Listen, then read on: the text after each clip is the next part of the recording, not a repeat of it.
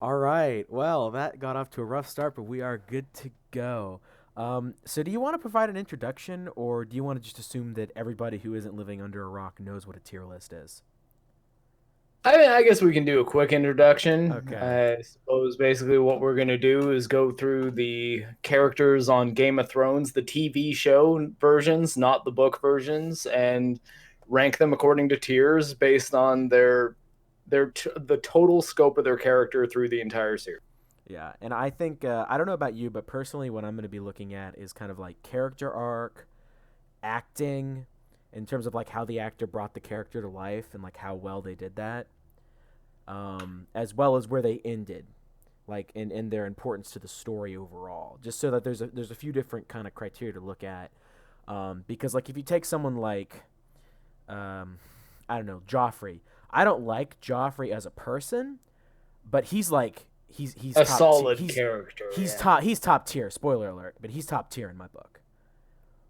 Oh yeah, he was a fantastic villain. Yeah. The joke that Oh I yeah. always found the funniest was that you could see the actor who plays Joffrey in at like the supermarket, Yeah. knowing very well he's an actor, and it would be perfectly reasonable to go up to him and be like, "Hey man, I know you're an actor, but I fucking hate you. Yeah. I hate Yeah. you so much." And I'm sure So he'd be like, "Yeah, I know." I hate me too. I hate me too. All right. Well, let's just kick it off. Robert Baratheon, the fat fuck who gets gored by a boar and dies. I think he's a solid B tier. I mean, and I probably would rank him higher if he was in the series for longer. But Okay. the actor was great, Yep. and he is quite important to the story because realistically, Okay. if he didn't rule the way he ruled, or even prior to the events of the show proper, if he didn't Yeah. have his rebellion and Okay. then rule the way he ruled and then die, none of the events of the series would really have taken place. That's I completely agree with you. Now, where on B tier is he? B plus, B, or B minus? Oh, I didn't know we had a B plus. Yeah, so let's give him B plus. Okay. And I could maybe move him up to A depending on what Okay. our upper ranks start looking at by the end Yeah. of this. Yeah. Just because I like detail and like everything, like people accuse me of being verbose and obnoxious, and I understand that. I have included like plus and minus for everything up to D. So there's a D minus, and then I just have E and F alone. Like I don't have an E plus or anything like that. So E and F are alone, and then of course Rickon is at the bottom. So spoiler alert, I that's who's going there. Yeah, Rickon is kind of a nothing character, Yeah. really. He does Okay. not do much. Yeah, like I feel bad for the actor, but like in the books, he's kind of interesting. But we're not going to get into that because we don't want to scream and ramble for 5 hours because we are not Mueller. All right. My only other suggestion for what we could have renamed Rickon tier, because we're only talking about the show, is Yeah. Direwolf tier, because all the Oh. direwolves were about as Oh useless as Rickon. God. Yeah. Oh man. In the books, they're like so important. Okay. Yes. Okay. We got to cut that conversation off, or we will ramble for an hour. All right. So Sansa. I put Sansa in probably A tier overall. She actually turned out pretty well as far as Okay. like everything that happened with her arcs, her character development. I Okay. think that the performance was quite good Yep. Okay. overall. She actually goes through some things. Everything's Yeah. very. It would be very difficult to say that everything was easy for Sansa. That's true. Okay. I love that we already disagree because I was worried that this was going to turn into a circle jerk with two book nerds stroking each other off about how much better the books were. I am going to disagree with you heavily. And Oh, really? Where are you putting the Sansa? I would put her at C. And this is my problem with Sansa's character is that Benioff and Weiss did not understand what to do with her, and they decided to rape her for no reason via Ramsay Bolton, which was just shock value for shock value. It added nothing to her character, and in fact, it made her character worse because in season 8, the Hound was like, I'm really sorry all this fucked up shit happened to you. And she's like, really? It turned me into the woman I am.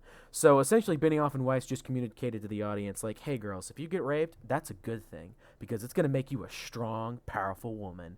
And it's like, that is Yeah, not how that works, you that is fucks. definitely a tough one to argue with. I think that Like, there's definitely an argument that could be made that there were seasons in which Sansa did seem like she was floundering as far as where her arcs were going, but Yeah. I think that the Ramsay Bolton rape scene, to at least as far as what I got from it, was a pretty important way to establish that there were serious consequences for the way that her life had been going, and she Yeah. wasn't always going to be able to dodge the horrible things, like Yeah. miraculously kind of getting ushered out of the city right before Joffrey was going to start getting really, or like right around the time that Joffrey died, Yeah. where like she would have likely been blamed for the death, and it just like she seems like she had a lot of close calls, Yeah. and the Ramsey thing was like, no, like you're actually in a horrible situation, and there's like consequences for what's all the things that have been happening to you. So Yeah. I thought that ended up working out all right, and it very much solidified Ramsey as like, oh, he's not just going to be doing bad things to guys like Theon who are morally dubious themselves, Mm. considering everything that happened with Theon in season 2. We won't go on too much of a Theon tangent, but it's hard for me to be like, that's the moment where you found out Ramsey was a bad guy, because, like, let's face it, he did to Theon pretty much the Yeah. worst thing you could imagine doing to Yeah. another man. Oh god, yeah. Um my other But issue. yeah, I though I don't have a strong counter argument to yours, so I'm okay with moving her down.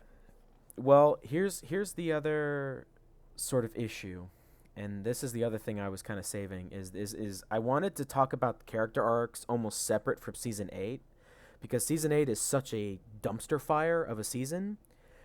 It's like you Yeah. talk about seasons 1 through 7, and I think season 7 is awful as well personally, but you talk about seasons 1 through 7, and then you groan and go, ah, shit, and then you're like, well, okay, in season 8, fuck, because then Sansa's like, the North is gonna be independent, and everyone's just okay with that for like no reason. She has no right to ask that because Jon is should still technically be king of the North.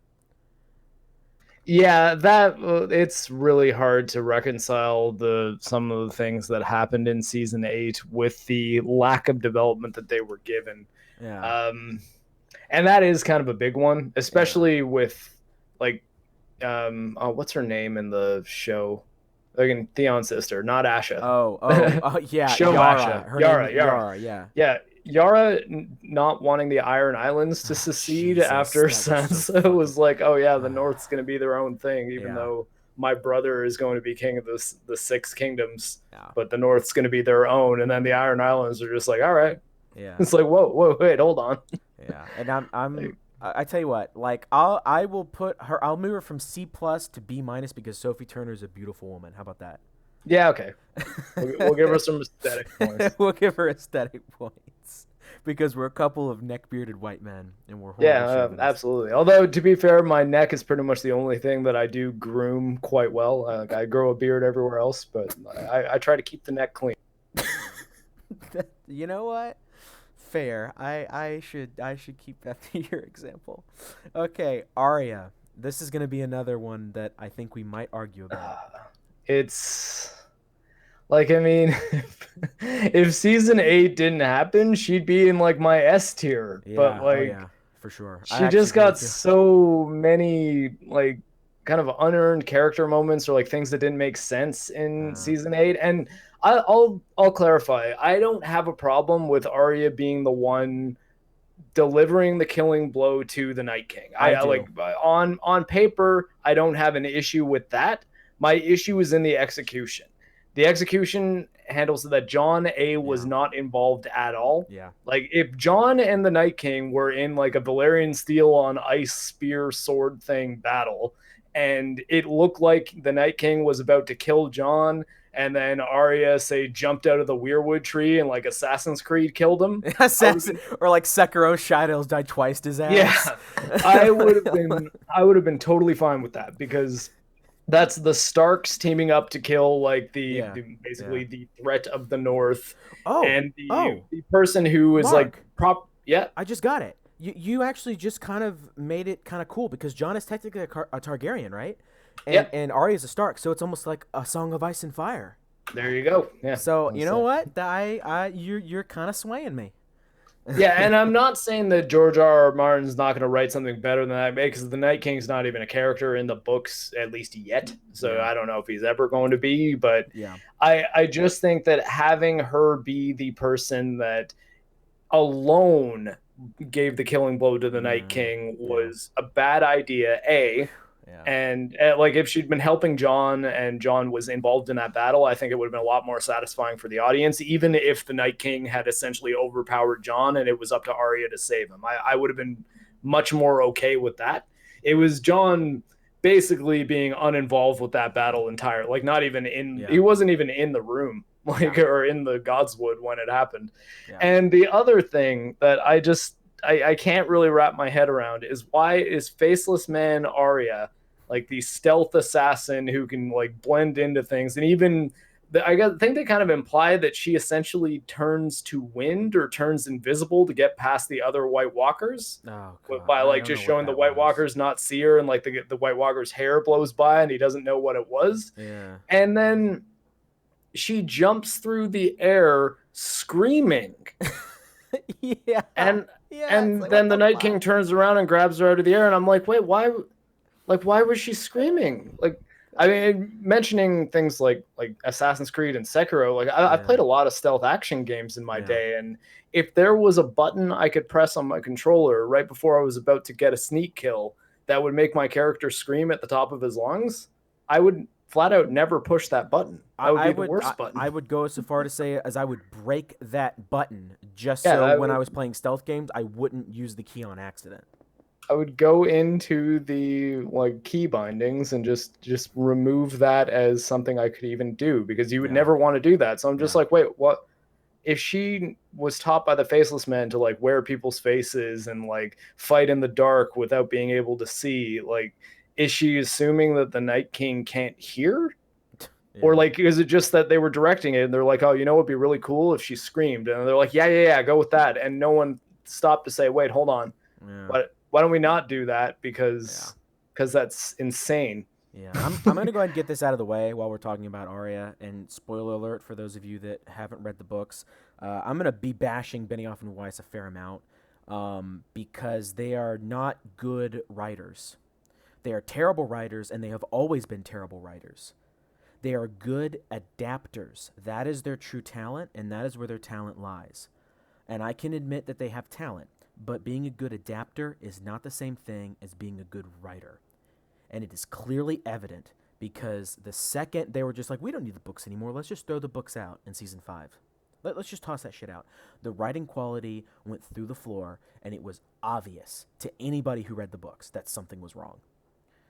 Yeah, and I think like I was honestly still on board even to hell, even 2 episodes into season 8, really. Like I Yeah, didn't have any major issue with episodes 1 and 2 of season 8. yeah, But I also knew that I was giving them a lot of passes for like yeah, things like the fast yeah, travel or like teleporting that yeah, people rightfully were criticizing in season 7. Like people would be like, "Oh, this show's stupid now. They're just teleporting all over the place." And my yeah, rationale was, well, I mean, they don't have that many episodes left, and like they're yeah, not doing that many seasons, yeah, so I think rather than us spend time thinking about like, oh man, how are they possibly traveling this fast, to just sort of use the almost the kind of montage justification in our head to yeah, say, okay, time is passing, yeah, we're just not explicitly being told that time is passing. yeah, And that to me is fine. It's not necessarily the best, and you can always in any movie or show you can do things to make that more clear. yeah, If you're not going to take the actual screen time, like you can say 3 weeks later, or like say summer, or later that night, have that like just come up in text on the screen, yeah, or have characters even through dialogue reference how long ago something that was a few scenes ago was. yeah, Like be like, oh, we've been on the road for 3 weeks and now you're telling me this when we saw them leave in showtime what was 2 minutes ago. Like if a character says we've been traveling for 3 weeks, it makes it more clear that, oh, okay, so 3 weeks have passed since the last time we saw these characters a couple minutes ago. yeah, But they didn't do that. I'm like, okay, that's fine. But there's still some cool things that happened. Like I thought, like the wall coming down and everything was really neat. I thought mm-hmm, that even I think it was season 6 where yeah, Cersei blows up most of Oh, the the like the Sept of Sept of Baelor. Baelor, Yeah. and that stuff I thought was all really good. Yeah. Hard Home, I think what is season 5, or is that Season season 5 4? or season 6. It's one of the two. Oh, okay, That's a Hard great Home I think episode. is one. I think that's one of the best episodes of the series. So that's what I mean. Like I'm saying that I just want to be clear that because there will be friends who know me who have had conversations with me about Game of Yeah. Thrones in the last couple of years that if Yeah. I try to make the claim that oh yeah, when second season 5 hit, I was like this show is no good anymore. Yeah. It's like no no no. Yeah. I liked the show up Yeah. until this year. Yeah. It's just that episode 3, 4, 5, and 6 were the ones that I was just like oh no. Yeah. What have you done? And this is, I guess, I am a very hard person when it comes to holding showrunners accountable for the rules they've already established. And this is my problem with the teleportation, and this is my problem with like the fast travel and the plot contrivances, is that seasons 1 through 4 they didn't have that. And I know they didn't have that because they established that. You remember how long it took for Robert and Ned to get to King's Landing? It took them half a 5 season, episodes. It like- took them half a season to travel that distance. Because the show took time to establish that Westeros is a big place and travel takes a lot of time. And all of a sudden we're having people get, just massive distances in like 5 minutes, and people are getting stabbed through breastplates with a wooden stick. And I don't want to get too much into that, but like Theon getting stabbed by the Night King with a wooden stick, it made me laugh. And that's a shame because Theon's death was actually really cool, and it was a great conclusion to his character arc. They actually concluded one character arc well. My God. Yeah, you got like Theon Greyjoy and the Hound are pretty much the characters they're like the only ones had completed arc. Yeah. But like him getting stabbed with wood, it made me I just started cackling. Like I couldn't believe I was watching something so stupid. And here's the thing. They establish that armor is useful back in season 1. Remember Jorah, with the Dothraki? Jorah Exactly. The Dothraki. Exactly. Yeah, where the exactly Dothraki soldier. Yeah, he's like Jorah, like you're wearing like all this armor. You're slow as fuck, bruh. And he's like, hey, like, yeah, but I get I'm but like, check this shit I'm out. Iron Man right Exactly. now. Exactly. He tries to stab him with that blade, and he's like, now your blade's stuck in my armor, and now I can just murder your ass. Because you have to slash where the armor isn't. They established that. And Theon gets stabbed through his armor, and the Tower of Joy fight scene in season 6, Arthur Dayne stabs that guy right through chainmail, a breastplate, and a gambeson. That shit is so stupid. Again, I wasn't like, oh, this is so epic. I was laughing at how poorly designed the fight was. Yeah, we could have a whole new tier list for moments in which military tactics and like use of things like armor and the inconsistency of dragonfire being Jesus, like is it the nuclear power of the gods, or is it just something that you can kind of duck behind a rock and yeah. Jon used duck behind rock. It was very effective. Well, I mean, like, to be fair, I played a fair amount of Dark Souls games, and if you get away from Dragonfire a little bit, it will not do any damage to you. There you go. But in Game of Thrones, they did establish that the dragons are significantly more powerful than anything I've really ever encountered in a video game. Yeah. You want? I'm gonna nitpick something real quick, like a little pick.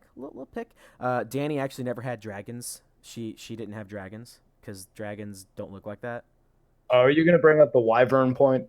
Yeah, I don't care about that, honestly. Like, I don't want anyone to think I actually care about that. Here's where I do argue against it. Okay. I've put about, I think at this point, 230 hours into Monster Hunter World, and the Steam version, so the one that's only even been out since August, not the one that's been out for a year and a half. Yeah.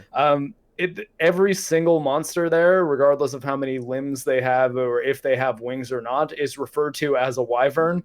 So I'm willing to chalk that one up to different fantasies use different words. Different universes use different words to refer to winged or not creatures as like dragons or wyverns or serpents. Yeah, it just makes me chuckle because it's kind of like appropriate almost in a way, because if you have a dragon, like a classic fantasy dragon, the dragon will just murder your ass no matter how strong you are. because Well, I mean, that's kind of the power level they established the dragons in Game of Thrones at from like season 3 to 7, I guess. yeah, 6-ish, Although 7-ish. in 7 they at least did establish that the White Walkers or Oh, the others, whatever you want to call them, their weapons are like stupidly OP. yeah. I So like I mean that like the killing the dragon in one shot thing was not yeah, that egregious because it's like okay I have no idea what the Night King's spears can do. Like apparently they just showed us even though you can't manage to even get one off in the long night battle. Okay, so yeah. Arya's tier. Yeah. Well, I'm glad that you said we weren't gonna be talking about the books because I knew that was a fucking lie, and I was like, I'm gonna get Mark to say it, so now everybody in the comments is like, man, Mark, you're such a liar, and I can I'm just saying hide behind you and we're just be not gonna like, tier. I said the characters who we are tiering are their oh show darn versions it, of you their did say characters. I that. didn't say we Dang would it. never mention the Oh books. dang it, you did say I that. said that Darn we're it. not rating the characters based on things that they say or do or Oh are established. shit! Your superior cyborg mind just outsmarted me, and now I outed myself as a coward. The brain's human. The brain's still human. Okay, I agree with you though. Like S tier, and then she started acting out of character, and then she killed the Night King, which I actually take her down a tier for because that made no sense in terms of like her character arc, like in terms of the narrative of her character. And then she didn't kill Cersei because the Hound was like, "Hey, revenge is bad, yo. Now go ahead and step aside while I go take revenge." Or And she didn't kill Daenerys when she Daenerys. was very clearly the one who would probably be best positioned to kill Daenerys, like Exactly. more so than Jon. Exactly.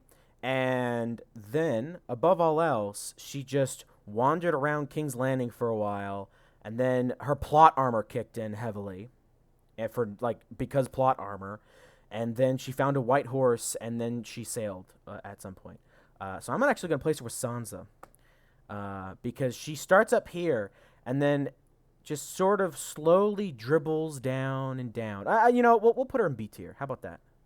I was even going to argue for B plus Okay, because I'm down with that. I'm down with that. Arya for the vast majority of the show was like my favorite character. Yeah, Like I really loved Arya, and I yeah, thought that her story was so interesting and that it yeah, was going to be really really great, which is another reason why like I'm not saying I was upset with her killing the Night King because I don't think Arya should be able to get a moment because I think that they established her as a very capable character who could yeah, do some really awesome things. yeah, I don't think that made narrative sense. And then the yeah. way they executed it was her not using the skills that they established her having. Like she didn't kill him like a sneaky assassin. She got Mm-hmm. close to him that way, but then she screamed at him while flying through the air like I don't know, like a zombie, really. Like Yeah, the whites fight like that, not Arya. yeah. I But I agree. mean, honestly, how cool would it have been if she killed Grey Worm off screen and that the Grey Worm that was at the top of the steps, where we were like, wait, how the hell did Grey Oh Worm get yeah, the up there continuity that problem. fast? Yeah, Was Arya who like used whatever the like magic to like fast steal his movement face or power whatever. she has to Yeah, like steal his face, get up there, and then kills Daenerys. yeah, Like that would have been so cool, yeah. Actually, and it yeah, would that have would have been been an cool. actual use of like, oh, so that whole like a girl wears many faces thing wasn't just something she used on the phrase Yeah, because that was really the only time she used it to kill Meryn Trent yeah, and to kill the phrase and yep, never again. yep. And you're like, huh, Oh so like boy, we oh spent like boy. 4 seasons on that though. Like why would you Yeah, not have that be it's a like more why? important thing that she can do? Yeah. It's like it's right up there with Bran's time travel. It's just like I mean they kind of Uh, implied that okay, he knows okay, actually I'll save this for when we get to Bran yeah, cuz well, I because guess have who's up next? oh, is it Bran? Yeah, it's Bran. Okay. All right. Here's my big issue with what the show did with Bran at the Yeah. end Oh, and Jesus. why I don't know at all whether or not it was intentional. Yeah. So when Bran says that one line does this. Yeah. Why do you think I traveled all this way? Exactly. Are they implying that Bran can not only see the past and everything that ever has happened, but can he see the future too? Yes. And if the answer to that is yes, Yes. is Bran not responsible for every single death that has happened since he He gained is. that ability? Yes, he is. The wheelchair that will mount the world the breaker of stairs and the keeper of ramps. Um, yeah, he is evil. He is fucking evil. Because that is exactly what is implied with that line. Is that Bran sat there, did nothing. Theon died. Jorah died. Like, so many people died. Just death all around them. He let All the Dany go people in mad, King's Landing genocide died. King's Landing, and then, yeah, he sits on the top of my throne. He is, like, terrible. D at best. And I mean, it's not even established that, like, even through text at the very end, that, like, and the world was at peace for like 1,000 years or something like that, where we could, I don't know, give him the, like, Griffith did nothing wrong Yeah. argument of like, well, he might have done some horrible things, but it Yeah. was resulted in a better world kind of thing. Like, granted, Yeah. I do not think Griffith did nothing wrong, but Griffith I'm Griffith did aware a of that lot of argument. things wrong. I Yeah, agree with you there. Griffith did some horrible things, but I'm Yeah. saying that you can, if it was established that Bran led the world into, like, led Westeros into what was effectively world peace for generations and generations after that, like Yeah. a long summer or a long spring, you could say, Yeah. then an argument could be made that, like, he allowed all those things to happen because he knew that, like, Doctor Stranging it. Yeah. There was one way that this is not going to end with, like, most of the world destroyed, Yeah. and it's having these things happen, having all the innocent children and women and like, just all the innocent civilians in King's Landing being burned by Dany's dragon. All those people had to die in order for this peace to happen. Yeah. And you could make that argument, but that's not established. And now my question is, if that is the clear implication, like, if it's inarguable that, like, yeah, Bran knows the future, like, yeah, Benioff and Weiss would tell you that, and they'd be like, yeah, he knows the future. He was kind of like, chess mastering it this entire time. Well, hang on. They might have, like, kind of forgotten that he could just and tell the future. that's kind of my thing. It's like, do they understand that is what that implies? That you are saying that Bran is responsible for all of the horrible things that have happened in the last few seasons. I mean, you know my opinion on Benioff and Weiss, so I think they may have been just completely too dull to understand what they were implying. I'm going to try not to directly attack them, because I find that, like, the internet is very like, if you want to see in-depth criticisms of Benioff and Weiss, those are out there. Oh yeah. You can see them. There's very long videos. I agree with much of it. Yeah. I am very, very afraid of what is going to happen with Star Wars under their control. Although, if they're doing Old Republic, the joke that I've been making is that, okay, you got, if they are making a trilogy, they've got Knights of the Old Republic, Knights of the Republic 2, which are both really good video games. And if they adapt those, they could be great. And it's just the third one where they try to write an original work that might end up sucking. Well, so we could get 2 good movies in a trilogy. Now, personally, what I would do is I would actually do 2 separate trilogies. So the first trilogy just would do be Knights of the Old Republic, and then the second, trilogy, and then the second trilogy would be Knights of the Old Republic 2. Yeah, exactly. Because there's a lot in the game, especially the second game. The second game is like a philosophical work on Star Wars, like, if anything. And to the point that I don't think KOTOR 2 would work very well as a movie. But again, we're getting really off track. The thing is with Bran. Yeah. Like, where I think, like, I think right where you have him there might be where he needs to be, if not lower. Because his big moment was the hold the door one. That was where it's like, oh, like, Bran is like actually his powers might be very much worthwhile. Because the way that I always kind of thought that it was going with Bran's story, particularly with the Brandon Stark, you'll never walk again, but you will fly, was that the 3 dragon riders were going to be Daenerys, Jon, and Bran. And Bran was just going to warg into the third dragon. And that's how they'd actually be able to, like, defeat the White Walkers, who I, at the time, was assuming would still be the existential threat that the entire show would revolve around, making the Game of Thrones, titular Game of Thrones, that you have all sorts of people being like, oh, that's what the show was called the entire time. It's like, no, that's what the first book was called. Yeah. Okay. That's like, it is what the show was called, but they called it that because they thought A Song of Ice and Fire would not sound as good as Game of Thrones. Yeah. But I think that, narratively speaking, the Game of Thrones was never really the point. That the point was, when an existential threat is upon us, who is sitting on the chair and who has the title doesn't matter. It's like, we are all going to die, which, I mean, if you want to extrapolate as, like, most good art can be, to real world concerns, fears, and issues. That could be something like environmental disasters or things like Yeah. that. That like ultimately our political, our economic situations and our political situations in our world might not matter at all if like a meteor is about to hit us. Or Yeah. like what I would always kind of jokingly think when not even jokingly, that I probably seriously thought when I was a kid, like after seeing like Independence Day, that all we would really need for world peace to occur would Just be for aliens to aliens show to up. attack once. Yep.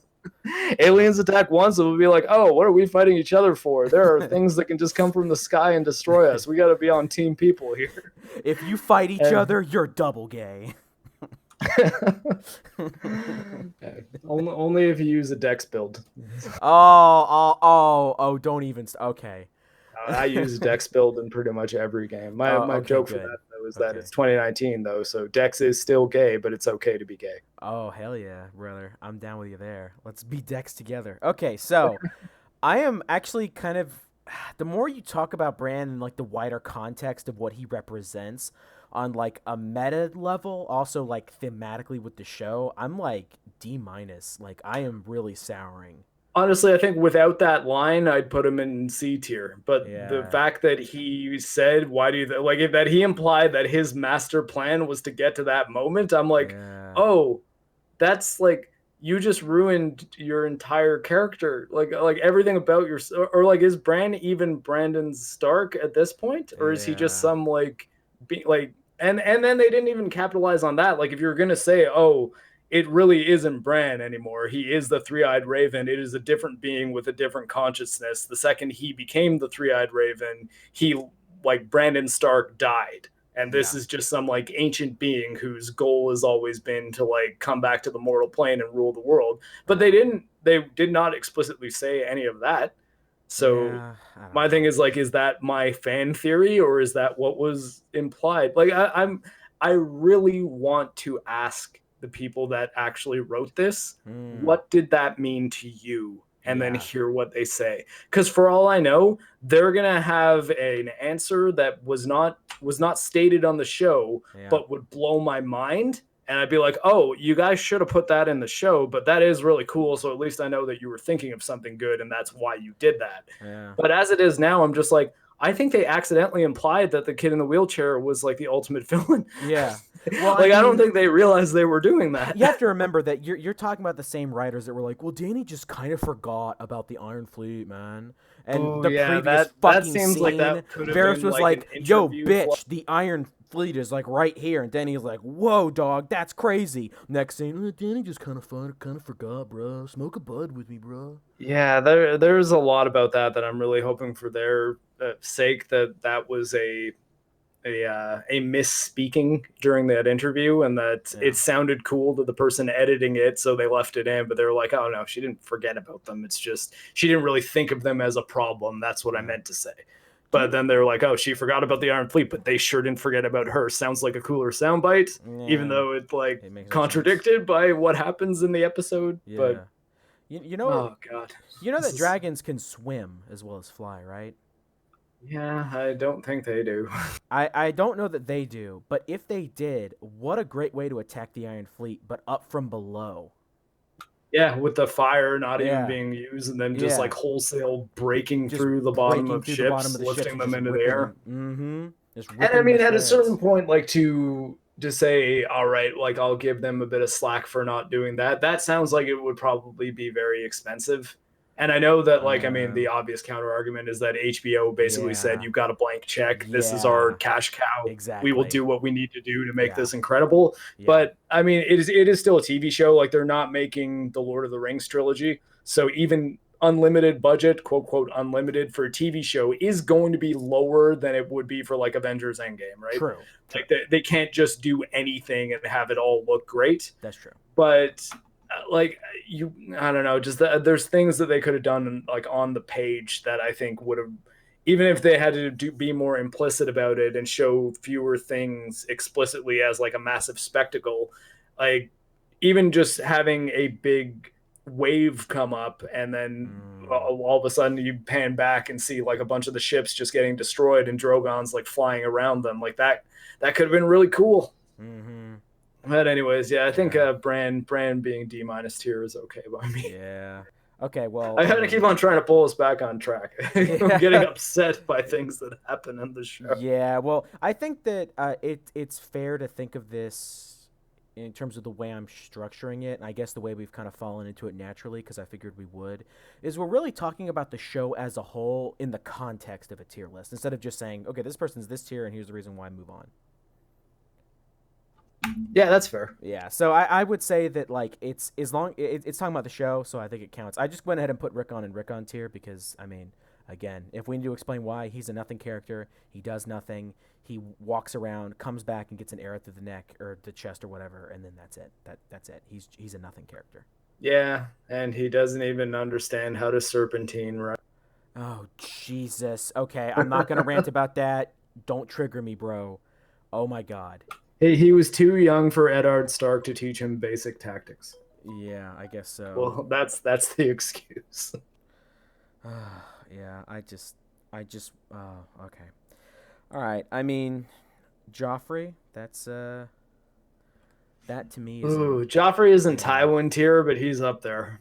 He's a I very would solid villain. He's arguably one of the best villains in like TV history, at least. yeah. I don't know if I'd say cinema history, but like as far as TV. just Yeah. like the idea of a like rich, spoiled brat who is psychopathic and Mm-hmm. given way too much power way Oh too yeah. young Oh yeah. before he's really taught how to like be responsible. Yeah. Just he was a very well written character even Yep. from the source material thing. They Yep. adapted him very well in the Oh yeah. show. Oh yeah. The cute little kid from Batman Begins like grew up into just the right amount of smarmy looking to Oh have, yeah. Oh yeah. like basically perfectly do that. But also I think like he's a good looking enough dude that Yeah. Sansa being Yeah. into him in like the Yeah. first couple episodes is like reasonable. Yeah. Like it's like, oh, like I mean, I yeah, mean, he's like a decent looking like 16-year yeah. old boy. Yeah. Like seems like he could grow up to be pretty handsome. He's got like the blonde hair, so you could Mm-hmm. see why like noble girl looking at like, oh, there's the prince over there. Like that makes some sense. Yeah. But then later on in the season, when you realize like what kind of person he is, it's like, Yeah. oh man, he's actually horrible. Yeah. And also just fantastic acting all around. I Yeah, the say actor was great. I say solid S tier. I mean, just a fantastic character. Yeah, I have no arguments with that. Joffrey's S Yeah. tier for sure. Okay, Ser Jorah. I gotta put him in B. Okay. I would have probably put him higher up if I thought he went out better. I mean, I Oh know he like God. there's the arguments like, oh, it's how he always wanted to die. He went out like protecting his queen. Yeah. I just think that like that the choreography of that scene was so Yeah. bad. It was just like, why are they out in the middle of the battlefield? Yeah. Like why are they even allowing the dead to get that close to them? Like he should know that like if it's him and he's fought them before, right? Like it's not like Yeah. Jorah is not one of the ones who's like never dealt with the whites. He's like he was at the mission beyond the wall. He has actually seen them. He understands what like the deal is. Yep. He should have but wait, hold on. Was he at the mission beyond the wall? Now I'm feeling like I'm misremembering that. No, he was. He was. He definitely Oh, was. okay, yeah. Yeah. I was like, wait, hold on. But Yep. yeah, no. So like he understood what the threat was, and he Yep. knows that Daenerys can't fight. Yep. Daenerys fights with her dragon, and that's Exactly. granted, it's an extremely powerful weapon. Yeah. But like, I mean, if I don't know, like I wouldn't want Wedge Antilles to be in a lightsaber battle. Exactly. I mean, Like look, here's the the man thing. can fly an X-wing really Yeah. well, but Like, like I don't think he could take out Darth Vader. oh no, no, and like here's the thing. I'm not a particularly strong guy, and I didn't serve in the. I'm not serving in the military like you, Mark. I could kick the shit out of Dany without her dragons. I could wail on her so fucking hard it would be a one-sided fucking fight, and I do not think highly of myself at all when it comes to fisticuffs, but I could beat the shit out of her. So yeah, I completely agree with you. Like without her dragon, she is the softest, squishy little person. Which is why, like, her pulling out a sword and being like, all right, so the two of us are going to square off against, like, a fucking walking World War Z style horde that's Yeah. just running at us. And the audience is going to be okay with it because right as we get a couple strokes into the battle, we're just going to cut away. And then when we cut back, Jorah's going to be dying, but everyone else is going to be fine. Yeah. Like, and I was just like, oh, he kind of deserved a better death than that. I think actually I'm not this isn't my original thought. I saw this in a video where someone was saying that a really interesting thing to do with Jorah having had Lyanna Mormont die would be what if the disgraced member of like House Mormont was now like the only surviving Mormont, Mm-hmm. and that like there was still the people of Bear Island, but then he had to Yeah. deal with coming to terms with being the leader of his house and leaving the woman that he's been serving this entire time, or having to see that maybe she's going a little bit crazy and be like, huh, well, I mean, maybe the North needs me because like there's no other surviving members of my house. And like Yeah. there's things that you could have done with his character that I think would have been pretty interesting. Yeah. And then maybe even as much as I said, I think Arya would have probably been the perfect person to kill Daenerys. I mean, what if Jorah killed Daenerys? Yeah. Like There you go. how kind of crazy would that be? Because like as Yeah. much as John loves Daenerys, like let's face it, like he doesn't. No one loves Daenerys on that show the way Jorah Mormont did. Like Yeah. his service dedicated to her for years upon years, going through all manner of hardships, and like I don't know. I thought that like it seemed like he was killed because they were like, okay, we need a major character death, and who are we not going to use in the next few episodes? Mm-hmm. Well, we probably can't do too much more with Theon, maybe Jorah and Lyanna Mormont, and it just seemed like he was pulled out of a hat more so than like actually supposed to die there, you know. Yeah. But yeah, And but I'd still say he's a B. I think the actor was great, and yeah. I think that he isn't he playing like Batman in something. I think I heard about that. I don't know. Maybe. He's like, I think it's on like one of the CW shows that he was either going to play like an older Batman or like Alfred. I don't know. Maybe I'd I have don't to know. look it up. Something like that. I actually. It's kind of funny you bring up like a rework of Jorah because, in my opinion, like, there's nothing wrong per se with him having like a heroic death, but you can't have it be with Dany. He needs to die away from her because he's just a guy. He's just a guy that's loyal to Dany. He loves her, and I think maybe on some level, like subconsciously, she sort of has feelings for him, which would explain why she feels so clearly like distraught and upset and angry when there's that scene with Tyrion in the throne room, and she's just like, Tyrion's like, did he have a chance? Did he have any opportunity to confess his crimes? And Dany's just like, yes, many times. And there's just like venom in her voice, like she is so upset with him that it's like it's clear they have like a very deep, real bond. But I think having him like die like in her arms, that's an overly satisfying death for Jorah. It's essentially exactly how he wanted to die. And I think it's a lot colder if he dies away from her, like holding back the whites while they retreat or something. And Yeah. he dies off screen. There's no epic music to sound him off. There's no crying Dany. There's just nothing. It just cuts, and he's like the wind, and like the wind, he was gone. Well, I think in this season, if they cut away, it means the person lives. Oh yeah, no, not in my rework. I actually reworked all 4 episodes, and that's how I have Dora dying. Is like he actually a massive Wheel of Time spoilers. That line that I just said, like he was like the wind, and like the wind he was gone, is actually how the Wheel of Time ends. That's the last line. Is it? I just don't tell me who the character is. I'm I not actually gonna do tell plan you. to read that I'm not series at gonna some tell point. you. I'm not gonna tell you. But yeah, it's referring to one of the characters, and it's in the last book, and that's how he goes out. Is it's almost like again, it's like the wind. He was there and he's gone, just like that. And I think that's a lot harder for Jorah. I think it's a lot harder on the audience, and it's a lot harder on Dany because they Well, don't get rating that cathartic kind of emotional release of he dies and she's there, and there's just none of that. It's just he's a soldier and he's dying a soldier's death, and there's no, almost like no hoity-toity like, passionate emotion. There's no music, there's nothing. He's gone. rating him based on what was there, though, I think I'm cool with leaving him in B tier right there Yeah, because yeah, I don't have any specific problem with the way Jorah was handled. Like yeah. not any No, major like oh like no, they ruined no, him or no, anything. no, It's no, no, just no. like Not in I any thought major way. they could have done some better stuff, but Yep. I thought what was there was fine, and I Yeah. think the actor was Oh pretty yeah. much perfect. Oh yeah. I Oh think yeah. he Oh yeah. was like well, I mean, I don't know. I guess Jorah in the books is like not probably not quite as attractive as like the actor Ian. who played him was. Yeah, Like Ian. he's a pretty handsome man, and I Oh think yeah. Jorah in the books is supposed to be like a really kind of sort of gross bald old guy, Yeah. where this guy looks more like he should be in one of those pirate shirts on a cover of one of those novels. Oh hell yeah, he is awesome. Okay, yeah, I'll just put him like square in B, not B plus, not B minus. He's a B. He's a Jorah. Cool. Um, Theon. What about Theon? Theon, I think we can put A tier. Yeah, I actually kind of agree. I think I don't he's think he's a A plus, but no. I think he's better than A minus. I Like agree. that, there is a I agree. character who goes through some things. Mm-hmm. Oh yeah, good character arc. His character arc was not ruined. Well acted.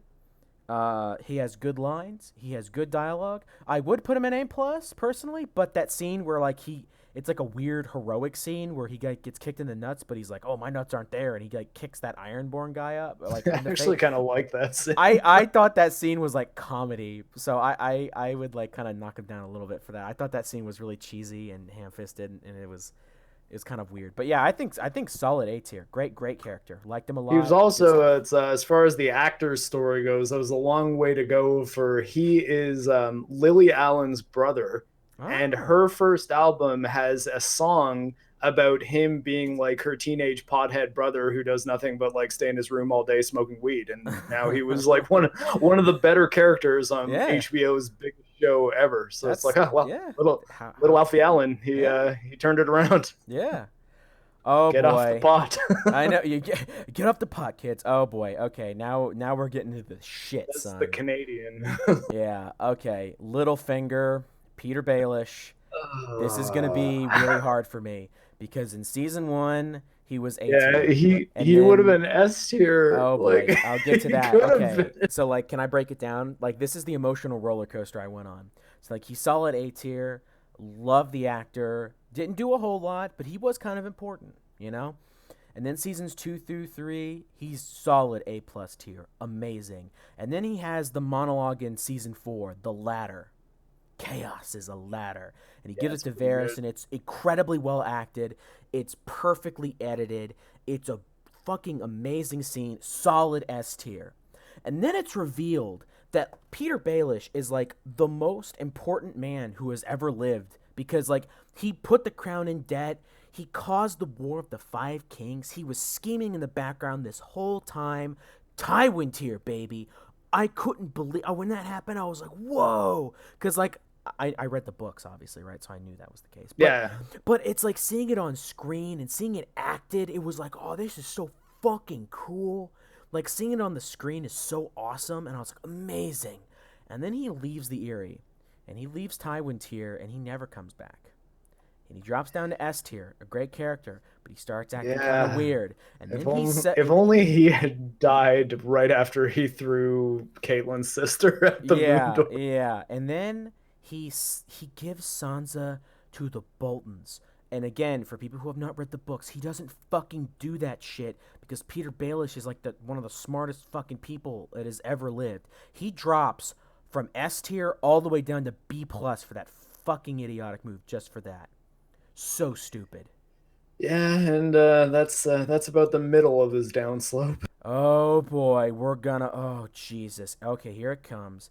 And then he's like a mustache twirling villain when he gets back to Winterfell. He's like, and I thought he was gonna like build a railroad track just to try to tie Arya to it. Like he was so hammy. He was so cheesy. Well, and also him kind of being the thing that wins the Battle of the Bastards was like an interesting thing to have happen Yeah. because you have this guy who like was essentially almost like one in fact actually even on the show too I'm gonna say but was like 100% responsible for Ned Stark's death really Yeah. Oh yeah. like and so but now he's like the reason why John and like any of the Northmen are still alive. Yeah. So it's like what does the audience do with Yeah. that? Like Yeah. that's an interesting thing to be And like I'm just gonna well tell you. that's Here's what I would have done because everything you're saying is 100% correct, Mark. And here's what I would have done if I was the showrunner. If Benioff and Weiss said, "Kyle, you're clearly smarter than us," and I'd be like, "Thank you, that's true. Take the show over." I would keep Littlefinger alive, And Littlefinger would be to Sansa what Varys is to Dany. Oh yeah, They that'd are be really two cool. different coins. They play off of each other. So Sansa versus Dany, Varys versus Littlefinger. Because again, Littlefinger in the books, it's not like people hate him. People actually really like him because they think he's weak and they think he's easy to manipulate, which makes him one of the most dangerous people in the story Yeah, because most of the people key players underestimate are him. the key players too are very unaware of the direct involvement he's had in any bad Exactly. things that have happened to their like Exactly. friends and family. Exactly. Like here's the thing: when Stannis, like he does he's like Littlefinger, he's kind of a prick, whatever. But he never, ever talks about Littlefinger like he is the least bit dangerous. Renly, I don't think is like that in the books. Robert, I don't even think like Tywin is really all that like aware of how dangerous he is. I'm pretty sure like most of the big characters are like, whatever, he's Littlefinger, whatever, man. And then he's a mustache twirling villain. He's just like, oh, I'm gonna tie you to the railroad track because I'm evil now. And he has a stupid plan that has no chance of winning. Why did he ever think he could turn Sansa and Arya against each other? That was the fucking dumbest shit. He Which is tier is our exact midpoint? our exact midpoint. I think it's C plus C.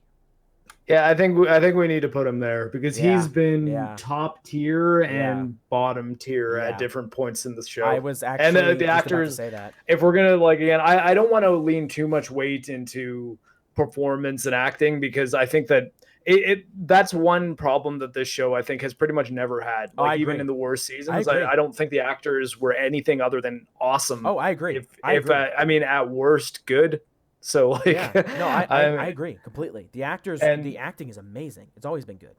yeah, so I might have bumped him up a couple just because of acting, but I think that because I think that actor is like perfectly cast to play Oh Littlefinger. my Like god, he's dude. just Yes. the right amount of like I could see people like trusting this guy and thinking he might Yes. have good intentions, but also there's something kind of evil about him. Dude, like seriously, again, here's that's the other thing is that Game of Thrones, a minor rant about Benioff and Weiss, they didn't cast the show, okay?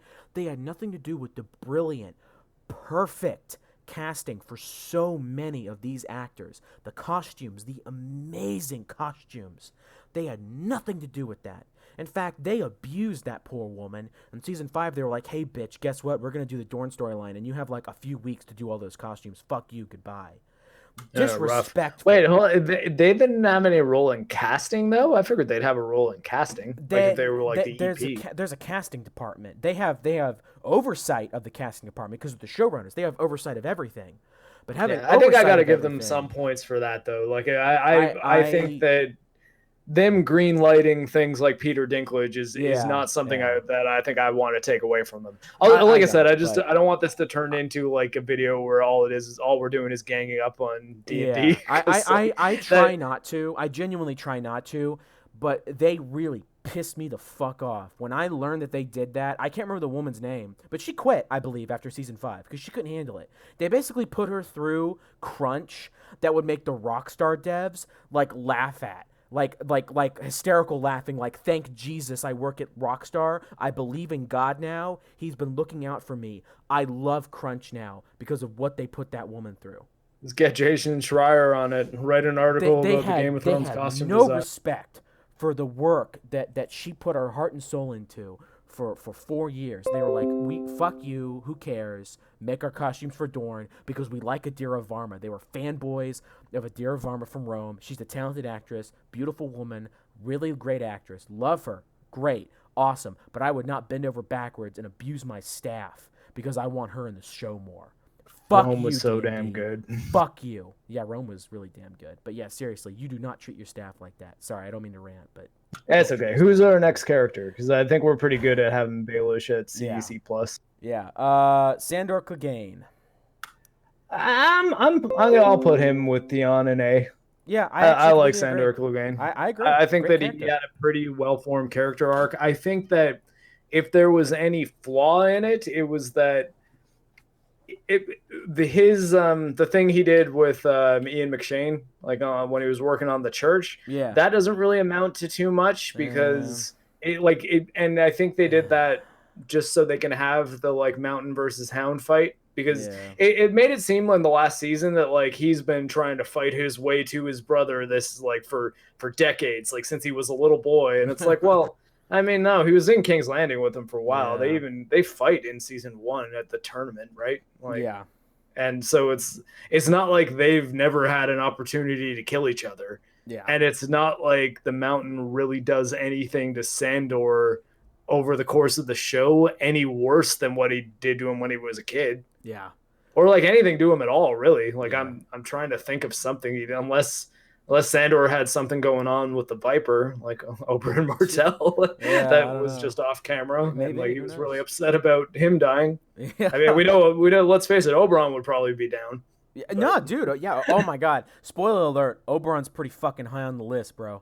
yeah, he it was Tywin um. tier maybe. I don't know. Yeah, It's we'll get to that, but yeah, he's high up. Here's the thing: if Clegane had died after his fight with Brienne, easily S tier. Like that was actually kind of a cool way to end off, where like Arya doesn't kill him, and he dies alone. He dies under a tree, and it's like this epic, amazing fighter, this powerful man, this like just amazing beast of a swordsman. Like he dies alone. Like again, there's like no one to sing songs for him. I think those moments are kind of powerful in a show like Game of Thrones where you don't have plot armor. Well, at yeah. one point they didn't have plot armor. For a I long time, they were the show where people did not have plot Yeah, armor for yeah, 3 seasons at least. yeah. And then you could get mauled by like 10,000 whites and still survive because apparently that's not plot armor, I guess. Well, they cut away. That's Oh what my god! Oh my god! It's my so film convenient. degree taught me, that cinema language means if you cut away, nothing bad happens to the Yeah, characters off yeah. camera. Oh, it's so funny we're talking about plot armor because now we're going to talk about Sam Tarly. Ooh. The plot armor probably knocks them down a fair amount, because Oh I like yeah. Sam. I like Sam, and I think the Yep. actor who Yep. plays him really well. Yep. Oh yeah, for Um, sure. but man, like episode 3 of season 8 Oh is just where Jesus, I'm the like, plot wait, armor. why? Why would you Yeah. even want to be out on the battlefield, Sam? You're not a good Yeah. fighter. I Like, would. you're Sam the Slayer, but that was almost kind of the joking thing that they said to you, because like Yeah. in a moment of desperation, you managed to kill one of the unkillable things. It wasn't like you realized, like, he didn't go Super Saiyan and then Yeah. realize he was super strong and was able to kill Yeah. White Walkers. It was he Yeah. lucked out. And Yeah.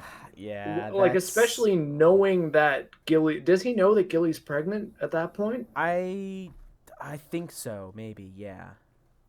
I'm not Yeah, and sure. like, well, and I mean, then like, I think they even said at one point that like Tyrion wouldn't do any good on the battlefield, and that his brain is what's important, so they need to keep him safe in the crypt. Yeah. But Oh the guy who God. can cure grayscale, like, even though no Yeah. one's ever cured grayscale, like the guy who figured out how to cure rock cancer by reading some books and trying some shit. Yeah. That, like, why would you not be like, no, he's actually like one of the smartest people, like from the standpoint of medical science, he's absolutely the smartest person in existence. So Yeah. why would we put him on the, not, I guess he wasn't on the front lines, he was behind the wall of the castle, but why have him up fighting like that? But I mean, again, that's, I don't know if that's really the character and more just the awkward scripting of that episode, but I don't know. Yeah. B. Let's put him with Jorah. I really? I was actually gonna say C plus. I don't know. Uh, Make me think we have Sansa too high now. yeah. Yeah. I don't know. Yeah. Yeah. Okay. B. I do kind of like the actor. That is fair. It's funny you brought up the crypt and how that was weird. And like that was stupid because now we're gonna talk about Tyrion. Tyrion again. I'm gonna take you through the journey of just me watching the show. So, first season, Tyrion, I was like A minus. Good character, funny character, but kind of like the token sort of smart comedy relief. I didn't think too much of him. And then season 2, and I'm like, oh, okay. Oh. All right, that's pretty cool. A tier. And season 3 comes around, and he does more good shit, and he's like smart. And I'm like, oh, okay, he's not just like, oh, he's kind of smart and funny. Like he's whip smart, and he's also very funny, and he's very well acted and I really like that. A plus. And the season 4 happens. with the Tywin Tyr. monologue. He's Tywin Amazing. Tyr in season 4 and Amazing. that Oh yeah. his trial. Oh, well, Oh that's what man. I was about to get to because in the trial scene, that amazing monologue. I wish I was the monster you all think I am. And I was like, Tywin Tyr, baby. Tywin Tyr. Boop, boop, boop, I boop, boop. demand a Trial trial by by combat. combat. Oh my god, it was so good. I wish I had enough poison for the whole pack of you. I would gladly give my life to watch you all swallow it. And like Peter Dinklage is acting his fucking ass off, and he is showing up Charles Dance in a scene where he's there, and I'm like, oh my god, that's crazy. Like he is so good, it's amazing. And then season 5 happens, and he drops from Tywin tier, and again he never comes back. S tier, still pretty good, still Yeah. a great character, still really interesting. And then he meets Yeah. Dany, Okay. and I'm a. he's still pretty smart, still really smart, still really interesting. Um, and then he gets to Westeros and he loses like 50 IQ points. He recommends terrible strategies.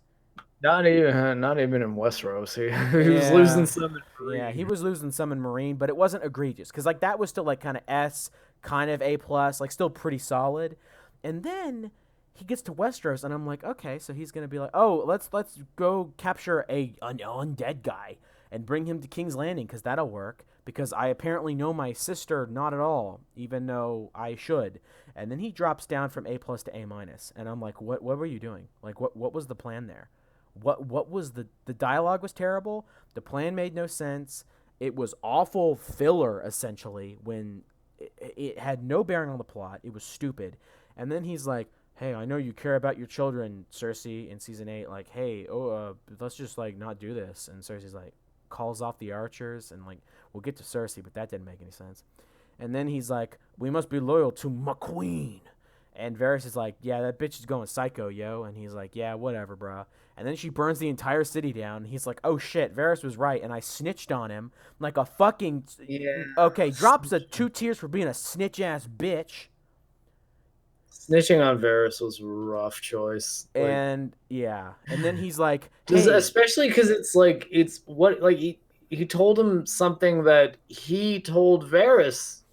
yeah, It's like yeah, Tyrion, you're the reason why Varys yeah." knows that. Why are you having Varys executed for telling other people? Oh my Like if god, yeah. it's that's your responsibility. You should have told Daenerys, "Oh yeah, Varys has been telling people, but I told him.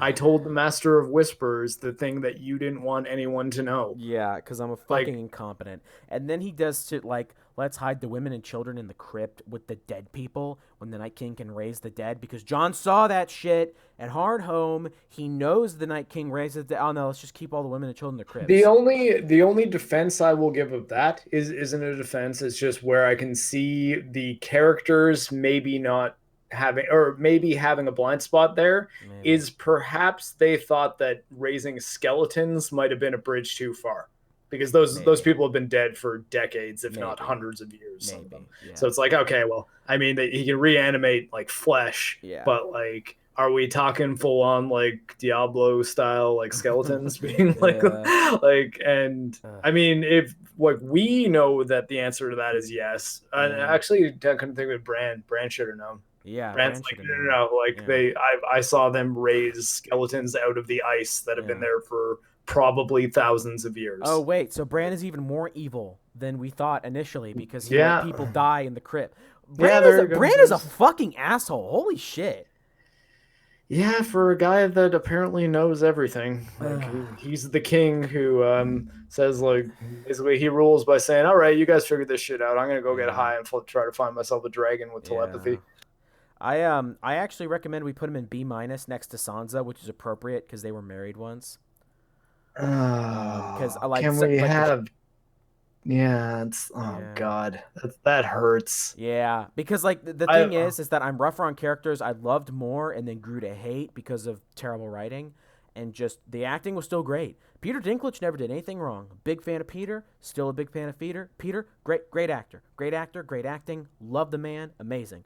But my God, the shit that they had, character assassination in real time. Just add water. Yeah, it was pretty bad. I like part of me wants to have him be above Sam, but I don't think I can put him on the same tier as Arya and and Robert and the stuff. king. Yeah, Yeah, Robert Baratheon. yeah.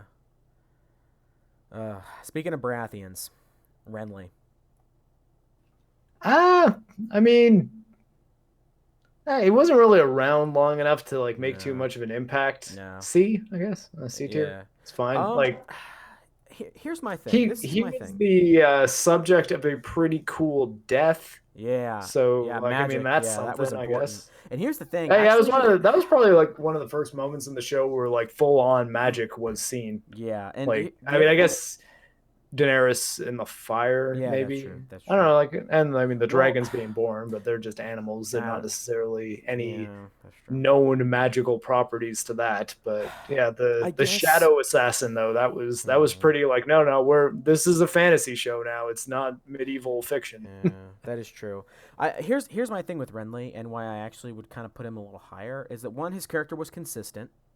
His character was never egregious. His character was never terrible. His character was well acted. He was a good character, and he was actually a very, very important character because Stannis killing Renly was actually horrible. That was actually one of the worst actions that anybody ever did in the show, and I'll explain why. Renly had the backing of the Tyrells. He was married to Marjorie, a powerful alliance. He was lovers with Loras. I mean, he had the Tyrells under his thumb. He was a good man. By all accounts, he was a kind man. And if he had just simply swept in, killed Joffrey, and taken the Iron Throne, I mean, we wouldn't have had a show because the show would have just ended. Because Daenerys Probably would would have have come had to kill over, Stannis too, though. and that's the thing is it would have been more like Renly versus Stannis. But here's the thing, Renly probably would have made a really good king. And Yeah, it's him very possible. and him dying because here's the thing. Here's the other reason I say that is he served on the small council for years. Because Robert was many things. He was a fat man, he was a drunkard, he was a bit of an asshole and a chauvinist, but he was smart under all else, which is why he didn't promote Stannis the same way he did Renly. Sure, both of them sat on the small council, but he always kind of knew that Stannis was a bit more of a hothead than Renly. Renly was a bit more, he was calm of mind, he was more intellectual, he was more of a metropolitan kind of guy.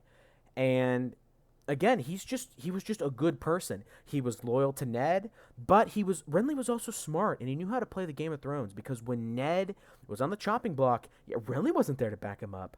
Renly fled the capital when he knew what was going down. He was smart. He had his ears to the wall, as they say, listening for the rumblings, the rumblings and the shakings of what was going on. And the second things were going south, he fled. Not because he didn't have honor, but because he was smart.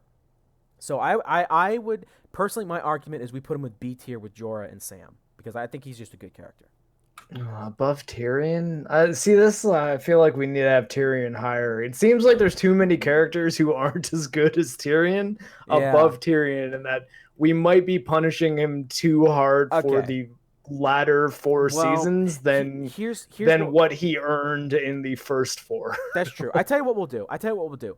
We won't move anybody until we finish the tier list. Then when we finish the tier list, we'll go down from Tywin tier to Rickon tier, and I'll be like, okay, here's who this is. Here's where they are. Where do we want to move them? What are our final thoughts?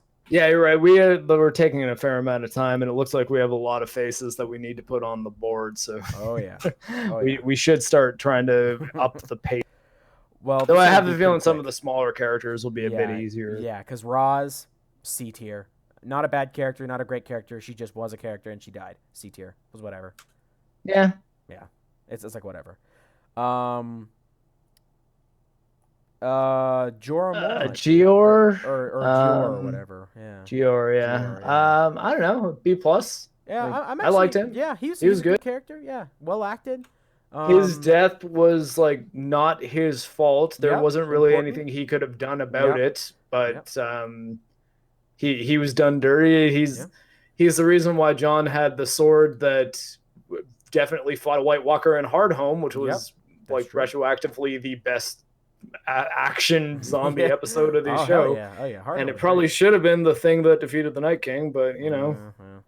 there Yeah, we I are. agree. B plus. Okay, this is an interesting one. Gendry. C plus. I kind of agree with that. Like he's not offensively bad. He's not great. He just kind of is. He's kind of important, but I really liked him showing up in season 7 and like being like the Baratheon that was on the away team, like going over Yeah, the wall. yeah, Like that I thought was that was really cool, and yeah, that I think that I don't know. I almost think that like had they kept that like sort of Fellowship of the Ring vibe that they had going with all those characters and kept that yeah, group a little bit more tight for the rest of the series, yeah, things might have been a little bit better. yeah, But once you then separated Gendry off and like I almost think he like loses a point or two for that yeah, sort of strange scene of yeah, like, oh, Renly Baratheon. Yeah, like I mean, it seemed like kind of a cool thing for Daenerys to do to be like forward thinking to say, yeah, okay, I'm going to legitimize a person who like has a reason to like me and have that be yeah. the Lord of Storm's End. But at the same time, the more I thought about that, I was like, wait, why would she want there to be any Baratheons? Because I mean, Well, sure, Renly might be cool with her, but what about yeah. Renly's sons? Well, here's the other Like, what thing. if Renly's sons read some history books and like, oh, Robert Baratheon was the king, and This like, is the so problem, this though. is this is the usurper that is our queen Yeah, that's now. true. But like Gendry is a bastard. Who's to say that the people of Storm's End are even going to follow him in the first place? That theoretically they probably will, but who's to say they actually will? You know? I think the intent was that if the queen establishes him as, I mean, I think there's there anyone really at Storm's End? Like it was Daenerys that was living there for the last couple of years. No, So that was like, Dragonstone, not Storm's End. We've actually, I oh don't think yeah, we've shit, ever, yeah, you're right. we don't, I That don't is think true. we've ever seen Storm's End in the show at all. Actually, Oh yeah, and it was because Stannis was at Dragonstone. Dragonstone. Yeah, Yeah, you're right. exactly. I was getting Storm's End and Dragonstone mixed up. Yeah, Yeah, you're right. I don't know. Like, yeah, I mean, I guess, I guess they haven't really addressed that, but yeah, I think that having a Baratheon exist plants seeds of rebellion that I think that like when you really kind of look at the long view of her plan there, yeah. having it be so that the family of the previous king exists Mm-hmm. is maybe not the best idea, especially when they were effectively died off because like Stannis, Renly, and Robert were all dead. Yeah. Um, uh, wait, Renly, no, Gendry. Gendry. Yeah. Yeah. I was like, there's too many names that sound somewhere here. I'm getting mixed up, even though I know Yeah. who all these characters are. But Yeah. yeah, Gendry was a bastard, so you could have had him be still Gendry. But they called him Gendry Storm, even though I think it shouldn't he be like Gendry Rivers because he was like from Yeah, I know. I or know. Waters. What No, no, he should. They called him Gendry what's the Rivers, King's but Landing one? Rivers is from the Riverlands. That's the Crown Yeah. Lands by King's Landing. But he should have been Storm or like something like that, like Well, a something like that. Storm would have identified him as one. No, actually, isn't it that he wouldn't have a last name at all because he was not a claimed bastard? I don't know. Like I John just was know that Jon the Snow I just know because that the show fucked it up. Ned Stark acknowledged him. Ned Yeah. Stark acknowledged John as his bastard, therefore he was Jon Snow. It's not just like anyone who has unmarried parents born in the North is a Snow. Like I don't I think it's like directly bastards of the noble houses are given those last names, are they not? Or am I mean I I might don't be know. getting that wrong. It's Maybe. been a while since I've read the books, but that was my Yeah. understanding of the way those names work. Yeah. And I think they were just like, oh, like Renly, like he probably has a name. But I think though that like He it might probably also has a be like name. less about where you or like who your father was and more about where you are or like where Yeah. you grew up. Maybe. I don't know. Because Um. otherwise, like John would have been like John of the Reach or whatever the Reach would be, because he wasn't born in the Oh, North. yeah. That's Like, true. That's true. and I think that like even Caitlin Stark knew that he wasn't born in the North, but he was a Yeah. child of the North because he was raised there. That's fair. That's fair. Eh, that's true. Ned Anyway. Stark came up from the South with John. Anyways, Yeah, that's we'd true. have to probably Google this to find out. Yeah, But probably. yeah, let's just leave Gendry and C plus. Okay, let's do the errands at once. Robin and the lady, Liza. Lysa, I could maybe put. Yeah, okay, we'll leave them E. Yeah, neither of them were Yeah, particularly great that characters. was They the thing. set Is up there's this some like, okay situations. yeah, it's like whatever. Aside from Um, Tyrion's first trial by combat and like Lysa Aaron's death, like yeah, not really yeah, a lot going on. yeah. She shows up to die essentially, but oh boy. Okay, Braun. This is weird. This is a weird one. Ooh, yeah, it is tough Um, because he maybe shouldn't have been in the show as much as he he was. shouldn't have been. B tier. Yeah, I'm actually kind of in I agreement there were there. times that I could have had him in A minus or A, but I think B is a safe place for him. Yeah, you know what he is? Good, He's good the actor and like well, he's a charismatic character and he yeah, was a lot of fun, yeah. but it seemed Overexposure. that he became too important for what the character was. And making him the Yeah. master of coin was insane. Oh What my you would god, never yeah. make a mercenary the master of coin. Yeah. He's a guy who literally will just do anything for money. That doesn't make Yeah. him good with money. Here's the In fact, thing. it probably makes him bad with money because if he was good with money, he would do a couple mercenary jobs and then end up settling down somewhere. Yeah. Actually, I'll have a little monologue in the end if you don't mind talking about some of the changes I would have made. I actually would have had Braun sailing west with Arya, and there's a reason for that. Braun talks about wealth, and he talks about being a lord like it's something he wants, but it's clearly something he doesn't actually want. It's lip service. In season Yeah, that's 5, fair. Jamie comes to him and he's like, "Hey, how is being a lord?" And Braun essentially says, "It kind of sucks dick, bro. Let's go have an adventure." It would make way more sense for Arya to be like, I'm sailing to the west," and if Braun hears that, he'd be like, "Yo, can I come with you?" That makes way more sense for Braun because he wants his name to mean something. He wants to be adventurous and to have tales sung about his great deeds. Not that he was just a lord somewhere and okay, yeah, he's rich, whatever. I'd That's not rather be really a Braun. legend than a He would lord. exactly fucking beautifully put, Mark. He would rather be a legend than a lord. So I actually would have had him sailing west with Arya. But With Arya. Yeah, yeah, that would have been better. yeah, But I don't know. I think that like in the spirit of getting our list moving along, I think it's safe to put him in B tier with Jorah and yeah. Sam. Oh boy. Okay, Grandmeister Paisel.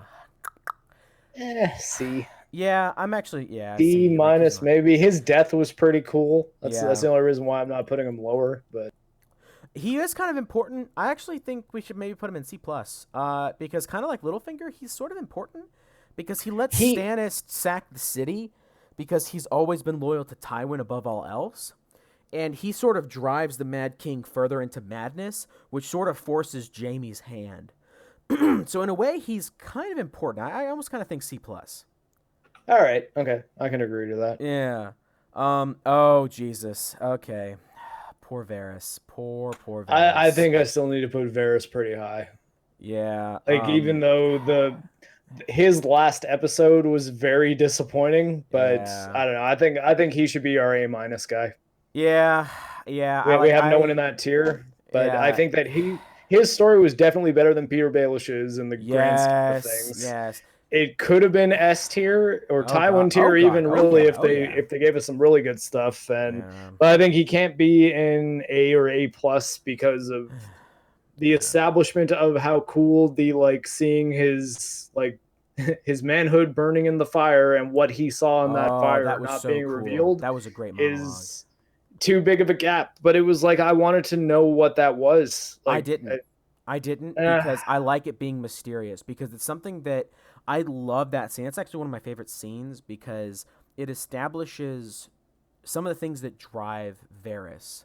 And, I'll and it's clarify then. chilling when he's I like, didn't want to necessarily know exactly what that was, but yeah, I wanted there to be more lore about things oh, like the Lord of yeah, Light that could give us some information yeah, on that's which we true. could be like, oh, that's probably what Varys was talking about in this scene. So that when you Yeah, go back and watch that, you're like, oh shit, he had one of those Lord of Light visions like this person had in this scene that we find out about later, or that yeah, Bran tells us about because Bran knows about the that's Lord of true. Light in some like I just thought there that set things up that it seems like they did the sort of like lost or like Supreme Leader Snoke thing of oh it doesn't matter fuck you for even thinking about it where it's like Yeah, well I mean sure like that's the direction you can go but like if you give us some more things to play with like in our brains just thinking about it like people will be more invested in like your story that you're telling yeah, that's and I fair. don't know I just like that was probably my biggest thing that I was burned by Varys other than his last episode being like dude what do you mean you're turning the paper over that's your master spy master Yeah. move seriously Let's go ahead and get the Sand Snakes out of the way. F tier, all three of them. Let's put the attractive one in E. Okay, which one's the attractive one? Is it this That one? one, yeah, yeah. Oh The one you're clicking. boy, you are a man of culture. I completely agree. She gets points for aesthetic. She's Yeah, she was pretty. oh yeah, oh yeah. I didn't her character didn't do a whole lot. No. I thought that they could have done more. Like I think that having them established as being like Oberyn's children, Yeah. if they were all awesome fighters and we saw them do some amazing stuff, they could have been really worthwhile. But Oh yeah. they were basically just used as a stepping stone for show Euron, and Yeah. Yeah. I'm moving all the simple characters up front so we can just knock them all out in one fire through a swift bunch of simple blow. ones, and then do some complicated ones at the end. Yeah. Lance Lannister, C minus. He's like, Yeah, I'll bump him up to C plus. His stuff with yeah, the that's true. Faith Oh yeah, the Militant Faith was Militant. That's fair. That's fair. like he got more interesting than I thought he ever would be. That's So true. That's true. The Maester who is like, you do know them. Think. I see. He's pretty good. the Winterfell Maester, Yeah. yeah, see, Yeah. he's fine. Okay. Oh man, I'm really gonna try not to get in the books here. I'm not gonna. Okay. The damp hair. D. Ooh, The damp hair gets a D Mm. for damp hair. okay. Cause he in the books probably like B minus, but we're not going the books, so Yeah, we can't. Yeah. And like the whole, there's a lot about the Greyjoys that we could talk dude. about if we were Oh going to oh, bring don't the worry. books. I have a rant coming. I don't know if you know this, but oh boy, I'm gonna be screaming in a little while. I can Um, imagine. By the way, did you read the Winds of Winter sample chapter, The Forsaken? No, I haven't. I didn't want to read it because I Dude. knew that if I read any of the Dude. Winds of Winter sample stuff, I would be just more pissed off that the book's not out. Dude. Oh my god, it's so good. I would prefer it not be spoiled because It will not be I'm spoiled. actually honestly the quality of the final season of Game of Thrones has made me really look forward to the Yeah. last Song of Ice and Fire Okay, books then I because tell you I'm just what, like I'll I would like to know how this was actually supposed to go. okay, I'll tone down my rant for him then. I'm gonna say no spoilers then. I'll be good. Um, guy. Oh my god, Jane, that is offensive because she's a very pretty Rob woman. Stark's wife. Yeah, yeah, very pretty Yeah, woman. C, sure, C minus, yeah, Yeah, I guess anywhere like around there. she's not a terrible She, character. She's not amazing, but she does a few important things in terms of like setting Rob's character in motion. But she doesn't have much of a character herself, which is why I'll I like put her in C C because I think that she. Sure. This is a very very superficial thing, but she was responsible for a very good visual moment in the Red Wedding, where Oh the whole idea yeah. of her being stabbed in the stomach Oh yeah, that's as a true. pregnant woman That's made true. that entire thing like. Arguably, that was the thing that was a touch more brutal than it was in the book because of that. Yeah. It Yeah, was like, that's true. oh That's wait, true. hold on, that there goes their baby. Yeah. That Um, is horrible. Marcella Baratheon, E tier. I would put her in F tier because she's kind of a nothing character, but she's a very cute Mm, young lass. yeah, So I mean, she gets points well, for aesthetic, like the sand snake. yeah, sure. I kind of wish that they did more with her, Oh but boy, yeah, she yeah. was We fine. should. There The was, less we say about how butchered Dorne is, the better. yeah, that whole storyline was Speaking of rough. butchered, Tristane. Yeah, F. Yeah. A guy who wargs into an eagle and attacks Jon Snow. F. He's a pretty I nothing don't know. character. He's a pretty nothing character. Oh wait, I think I'd give actually, him E. yeah, actually, that's that. I was about to His say, yeah, he has the Jon Snow though killing him and then being yeah, like, "You were right the entire time," or like yeah. just telling him That was actually kind of like cold. That was he cold as basically ice. was like Yeah, that was pretty gaslighting, like Jon badass. Snow was gaslighting him the entire time, like basically just being like, "You're insane. Jon I've Snow been learned nothing but to. loyal to you this entire time." Oh, by Jo- the way, you were you right were about right. me, Jon motherfucker. Snow learned gaslighting. It was super effective. Okay. Oh my God. I almost want to put him in F because he doesn't give the broken man speech, and he's a wasted good actor. An Yeah. incredible actor who they wasted in just F Yeah, tier. you could always do more with Ian McShane. Yeah. I'm gonna actually put her in D plus because she actually maybe even C minus because she does really important shit. She doesn't do Yeah, and she much, has some but good she stuff with Oberyn essentially in no. in She the fourth vegetables. season. No, she vegetables. That this is the Maldor lady. She vegetables Yeah, Khal Drogo, and she kills. Oh wait, hold on. Yeah, no, I'm not seeing that picture right. I thought Oh, this was the that's same fine. thing. And she kills Janny's unborn child. So like she's like super Yeah, important, she does honestly. important stuff. Yeah, I think I put her even a notch up. yeah. Well, Like she was arguably she was like kind of the yeah. first supernatural thing that's That in is Game of that is kind of Thrones. an important point. Like I mean, you could argue Hmm. that maybe she just poisoned him and like didn't actually have any like magical abilities, but there was some cool like almost they like I haven't played a lot of the Dragon Age games, but at least in Origins there was all this kind of cool stuff with blood magic and Yeah, like that's that true. was kind of her That is deal, and true. I remember thinking like, oh shit, it's like the blood magic in Dragon Yeah. Age. And I thought that was pretty That's cool. true. Both of these stage actors get Rick on tier. They're nothing characters. They do really nothing. They're like, hey, we're actors, and then Arya's Why are there. they even on this Exactly. list? They're Exactly. like borderline extras. Exactly. So Rick on Are tier. they in more? Is there more than one episode with the stage play stuff, or is it just Yeah, there one? is, but it's kind of worthless. Okay, so she helps repair Arya's You plot know what? armor. Here, I'll put them up to F because it kind of reminds me of the Avatar: The Last Airbender episode where Oh they're yeah, watching like the play of there the you play go. of what they've been doing so Yeah, far. it And I reminds me was of a like, really, okay. really good show. Okay, fucking, uh, My goal is to try to keep Rick on tier for Rick on. that's true. That's true. What's Lancel or no? Yeah, Lancel, right?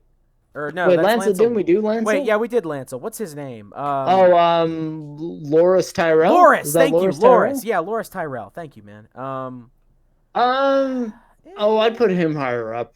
Really? How B. much higher up? Oh, C. C At least, plus. yeah. Let's say C plus Okay, I'm down with that. because his death and That's like true. everything that happened with him That's with the true. Faith The Faith Militant was Militant. really fucking cool. That's true. That's And true. like it, I mean, as much as like it's a TV show based on like a medieval inspired fantasy world, but it Yeah. was kind of interesting seeing the implications of Westerosi culture, like King's Landing culture at least, Yeah. and like what homosexuality is viewed as to their more like the more religious of the Oh Seven yeah, the religion, Faith of the Seven. Yeah. which yeah, and like of the idea of them being like no, like you're actually like an affront against our gods, so like we've got to Yeah. like carve this symbol into your face and That shit. was You're like, oh interesting. my That's god, true. like that was really fucked up. Yeah. That's And it true. made me think like, oh man, what would the like I almost would have liked to see what happens with the Faith Militant if they like got a hold of like Oberyn and like Dorne. Oh Like yeah. they're just like, yeah, bisexuality is totally cool by us, whatever. Oh my god. Oh yeah, that's true. That's true. Dead Targaryen. uh yeah, see, I'm gonna put See? him at that same tier because he wasn't a good character, But yeah, but he I wasn't a think terrible that character. Yeah, that's he true. was he did that like entitled like I'm the one who's That's supposed to be true. king That's like true. thing pretty well, and made he showed the side of like where as much as like for the first few seasons of or for most of the show really we saw Daenerys as like oh she's like the rightful queen and she's fighting get back to get to the throne that like Yeah. was stolen from her family, and it seems like this benevolent character, but every so often like in season 2 when she's like with the people that are like begging outside the city Yeah, that's true. where like the tower is in, and Yeah, they're yeah, like yeah, no like yeah. you're a beggar with some like random Dothraki people, like you're not the queen of anything, what do you mean? And then Yeah. like it's he I think demonstrated that like there's people that might just look at them as crazy people like that Yeah. don't give a shit that they were Targaryens or that they are claiming that they were royals, and that they're like there's people that viewed him kind of like the like Somali prince email scam thing, Oh yeah. like That's and true. then like as he starts getting a bit more like off the rails, you start seeing how people could maybe even start seeing Danny, where it's like Yeah. oh like he's like what if it's just like some entitled person who thinks they are owed more than they are, and Yeah. end up like being kind of like a crazy person because of it, and then Yeah. ultimately didn't have the like courage or like turns out like superpower to kind of back it up, or That's true. because clearly that's actually one argument that I heard people make about because I was saying that for the last episode, they were pretty teed up to have like a man versus dragon fight, to have like John actually fighting Drogon to be like the last big Oh, action scene yeah, of the show, yeah, which I think would have been really crowd pleasing and cool. If you were going to do everything else the same way for that season and yeah. have it be so that like Drogon and Danny were in the throne room at like the Iron Throne, and like you could have had like a Dark Souls type battle where you've got a man slaying a dragon, and Yeah. it could have been awesome because you have a man that theoretically is immune to fire. But people then pointed out to me that Viserys isn't immune to fire. Like he burned to death, like Oh, the yeah, really old, yeah, and so that's it's not true. just all Targaryens. It's that Yeah, you have to be like Dragon King, I guess, or something like that. So yeah, like some sort of Daenerys was special. like the one that could have been like, we would assume Rhaegar, which is John's father, so maybe, but like Yeah.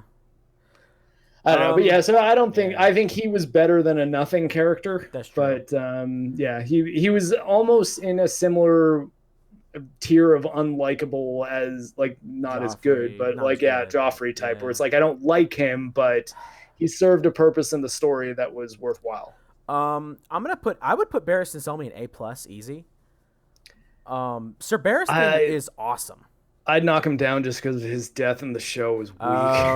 Oh, fuck! I forgot about that. Damn it, Mark. I'll accept putting him at an A though. Yeah, that's true. Oh yeah, Yeah, they wasted Barris and Selmy hard. that is. Fuck, you're right. Well, oh wait, actually, I'm pretty sure the actor had an illness or something, and he asked to be written off the show. Oh really? Yeah, Okay, moving back up to A plus. If yeah. there's I'm circumstances actually. for that, if that wasn't a creative decision, it was Yeah, like their hands were tied, then I think it I'll forget was. that. Yeah, I think it was. But I mean, so A+. But if I'm wrong, A, just for posterity's sake. Okay, Benjen Stark.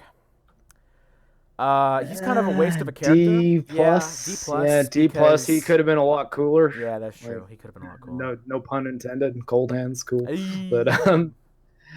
but yeah, no. I think I could have had him a lot higher up if the way that he saved John made a bit more sense. Ah, Jesus. Yeah. Like that was probably the thing in that episode that rubbed me the wrong way the most. As much as people were Yeah. like, "Oh yeah, the ice freezing again," like was too fast, and Gendry's like, I keep on forgetting Gendry's name. Gendry's like super sprinting, which like, Oh I mean, again, like God. I'm willing to make some logical leaps for that due to like cinema time dilation, that like they might not be Summertime showing us how dilation. long they were out there. Well, I Yeah. mean, like movie time, or I not yeah. like show Yeah. time not being representative of real time, and even though what we are seeing is a cutaway and then a cut back, seeming like, oh, this is all happening at the same time, be like, well, I mean, for all we know, they were out on the middle of that little like icy, like not iceberg's not the right way. They're Ice out on that sheet. little ice sheet for Yeah. quite a while. And Yeah. when people are like, oh, but like, I mean, the thing like froze and then they just walked over. And I'm like, man, like I've been deployed up to like the Arctic, and like it, like It the do be like lakes that. do, like lakes take a long time to freeze and thaw. Like it's not Yeah. like it's not like it happens like you get a cold night and then everything's just frozen enough that you I can walk on it again. Yeah, I Like feel it's like what they probably should have done is just powered through in order to get to that F-150 on the cliffside. I feel like that could have just ridden that right back to the wall. But oh well. Okay. Nymphadora from Harry Potter. I think she's um Nymphadora. I'm gonna feel like a jackass if I got that wrong. I'm not a Harry Potter person. I've I'm seen the movies, but Yeah, I've only seen I might have seen the first couple a few times, but I've yeah, the last few I just saw in the theater and that was it. I enjoyed them, but yeah, I've never been like, I never read the books. I'm not like super, so I wouldn't be able to correct that. yeah. But Here's I put her in C minus. Let's put one in C minus. She was Yeah, better than nothing, yeah. but That's true. She was better than Benjen. She actually did stuff. although I mean, like I thought that her death was actually kind of cool. Yeah, that's This true. is this is the Wildling girl, right? This is Osha. Yeah, yeah. Osha. Yeah, Yeah. Yeah. yeah. I could even put her in C. I actually, yeah, I don't think Raj should be above her. Well, here's my problem. Here's my problem. Roz isn't incompetent. She had one job: hide Rickon, and she fucked up. Oh yeah. She had one. It's like you had one job, and she fucked it up. So like she would be C, but she gets notched down a level for fucking that up, which is, by All the way, right. something she succeeds in the books, but we're not going to get into that. Okay. Um, Okay. I'm all right with uh, that.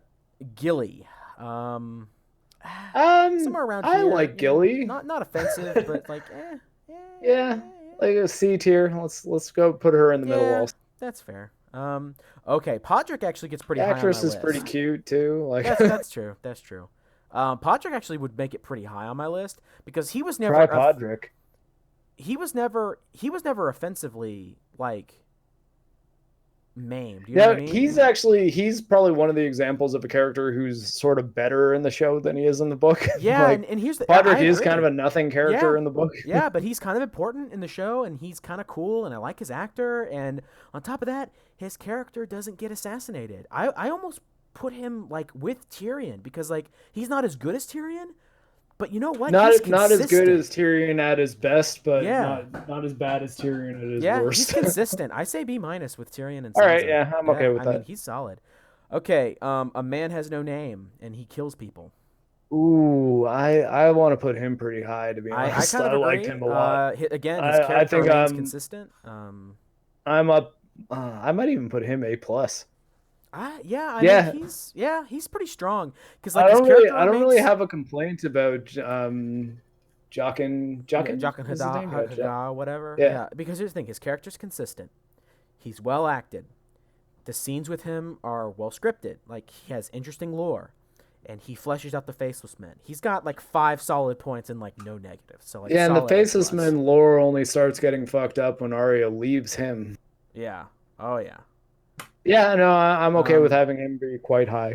Grey Worm. Okay. Grey Worm Again. would be a lot higher if it wasn't for the last two episodes. Jesus. Grey Yeah. Worm decides, okay, my girlfriend died, so now I'm I evil, I think and like, I think the C minus tier is for pretty decent characters that are incompetent or just dumb in like at some point. what kills me is he wasn't incompetent for the vast majority of the time And he then he existed on becomes the show. a bloodthirsty, And then raving just lunatic that slits the throats of prisoners like a fucking moron. Like yeah, and crazy just all of person. a sudden he's like, "Oh, my queen's evil now. Okay, I'm evil too. Let's go full hog. Like, Yeah, like C that's it. minus, Kill the like C younglings." minus. Like I straight up like not great. I'm sorry, but like C minus at best. Yeah, I don't have an argument against that. I liked him a lot from like season 3 to 7. Like I Yeah, thought he was great. yeah.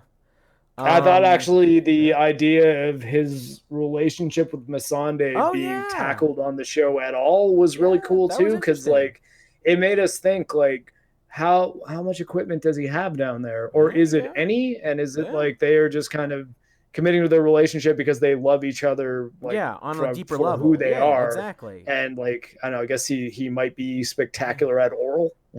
Oh, dude, maybe. But I mean, for Um, him, like he's getting no physical pleasure really out of the relationship. I guess except for like kissing and like maybe a no, back rub or no. something.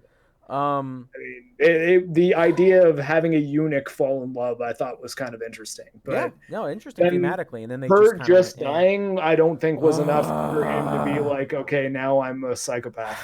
She shouldn't have died. Okay, again, quick, not even really a tangent, but in my rework, she would have Also, I don't survived. understand Like why he she would would have have left died. either Tyrion or Jon alive. Like Yeah, the idea that Daenerys even said, "Okay, take Tyrion away right now," instead of just being like, "Grey Worm, kill him" on the steps, yeah. is like plot armor. I And then think, us not seeing how they find it, like I'm because we're assuming what can yeah, be concluded is that Jon just confessed confessed that he exactly. killed Daenerys. Which A, why would he do that? He has no And honor anymore. He stabbed his queen. B, Like he has no honor. Like why would Grey Worm do anything but kill him immediately? immediately. Why Yeah, would we not have a fight between Grey Worm and Jon right after that? yeah. Like a trial by combat, maybe. Okay. Yeah. Um, Well, I think my Sunday should be right with Grey Worm. I think that's that's yeah, that's fair. yeah, that's fair. I think the show, especially in her last episode, wanted her to seem more important than she ever was to the story. Yes. But I I'll think be she honest. was like, we need another female character on the show, and we need a female character who can talk to Daenerys. I Yeah. think, and I don't think they really knew what to do with her beyond having her be like the translator, Hey, which was in also kind of inconsistent because like Wait, when did Daenerys actually wait. need a translator and when could Daenerys just I speak the language of we're wherever gonna she get to was? Euron soon. I need a beer. Can you get me one, please? Awesome. No, I was listening the whole time. Sorry, was I too loud? No, no, no, it's okay. I thought you were talking to me, No, but no. I told Wade to get me a Guinness because we're gonna eventually get to Euron, and I need something to help me cope. oh man, I sadly don't have any beer here, and I'm Yeah. rolling around in a Oh wheelchair, so shit. Shit. Can you I'm Bran bottle? for the next couple days. Can't. No, Wade, come back. Bottle opener, please. Okay. Yeah, I think there should be one over there. My like little knife lighter thing. Yeah. But Anyways, I think Missandei is good where she is. I yeah, just think I wish they gave her more to do, like from a yeah, character standpoint, yeah, because it seemed like all she really did do was translate for Daenerys every now and then and fall in love yeah. with Grey Worm. I would Which actually I have mean, a both of those are fine, but yeah. eh. I would have actually done a role reversal. Just in terms of like the way I would set up like season 8. I would actually have killed Grey Worm and kept her alive. I think having her die made no sense. It was cheap death for shock value. It served no real purpose in order to make us think that Danny was turning crazy because of the death of one person. It's like what the fuck. I actually would have killed Grey Worm in the final battle, but I won't get into that. Like the biggest fire the North has ever seen. Oh, put him higher up. Yeah. Oh yeah. Oh yeah. I was actually gonna say A minus with Varys. Like he's a really Yeah, great let's character. put him with Yeah, Varys. he's like a really great Great character. actor too. Oh God, yes, dude. Kieran Hines, I think is his name. Dude, have you seen The Terror? No, but It's really wasn't he Caesar good. on Rome? I I feel think like he he was was. I, Julius I think I Caesar. think he was. Okay, so The Terror is an amazing miniseries by AMC, and he oh my God, it's so good. You need to watch The Terror, bro, and let me know what you think of it. It's amazing. Guy who dies via zombie polar bear. Thoros of Mir, Yeah. C plus, B Really? minus. Really? I don't know. He was good. Like, I thought the idea of him being like a drunken priest who like got his That's faith back because yeah. he accidentally gained the ability to like resurrect his friend Thank you. and was basically kind of staying alive in order to do that. And I think that having him as a character establishing that the Lord of Light's religion actually can bring back the dead Yeah. in a way that's a lot more clean than the way the whites do it. Like the ice, it kind of him and he is sort of the more clear indication that the Lord of Light is the benevolent force, whereas like the Lords Well, of Ice being the evil ones, mostly because of the way he is able to resurrect the dead and have it be like Beric Dondarrion, who's like a guy who still has his mind and faculties. yeah. And it's established that the whites are mindless zombies who just want to destroy. Yeah. Here's my problem. I would put him in B minus, but he dies in the dumbest fashion ever. We want a Yeah, it's zombie pretty polar bad. bear, and then he dies because it's the dumbest shit in season 7. Well, some of the I, dumbest shit. I I didn't thought hate it the was zombie terrible. polar bear. It was so It dumb. maybe I think it that the zombie polar bear I think gets worse when you see the interviews where they're saying like we've been trying to have a zombie polar No, bear that's for like that. Oh years my at God, this it gets point because way it's worse at like that point. Oh my God, yeah, because frat that's when you're boys. like, oh, so how hard were you trying to like shoehorn that in? But at the same time, when it happened, I was like, oh, fucking hell, zombie polar bear. Yeah. John Um. Peters producing this. Oh God, I'm gonna start crying. What a waste of an incredibly talented actor, an amazing performer, Dr. and Bashir. oh my God, so good. And they wasted him. I almost would go so far to say criminal. What they did to that Yeah, it was amazing pretty bad. actor, amazing actor. Guy should be getting more work too. He's good. Oh, he's I he's don't absolutely ever see incredible. him. Yeah. I almost want to put him with D with Dampier. D would be destroyed as well as Dampier. D is for destroyed. Yeah. Yeah. Okay. Destroyed, ruined. And that is actually what sort of set me off really bad is because Dorne is amazing. It's very unique. It's separate in so many ways from the rest of Westeros. And they cut out Ariane, like his eldest daughter, like the she's gonna be the ruler of Dorne one day, and her POV chapters are always anyway. Okay, Hodor. Not Uh, terrible, not like terrible, right? But not like amazing. I don't think he should be above C minus. Um, I think I could bump him to C. really?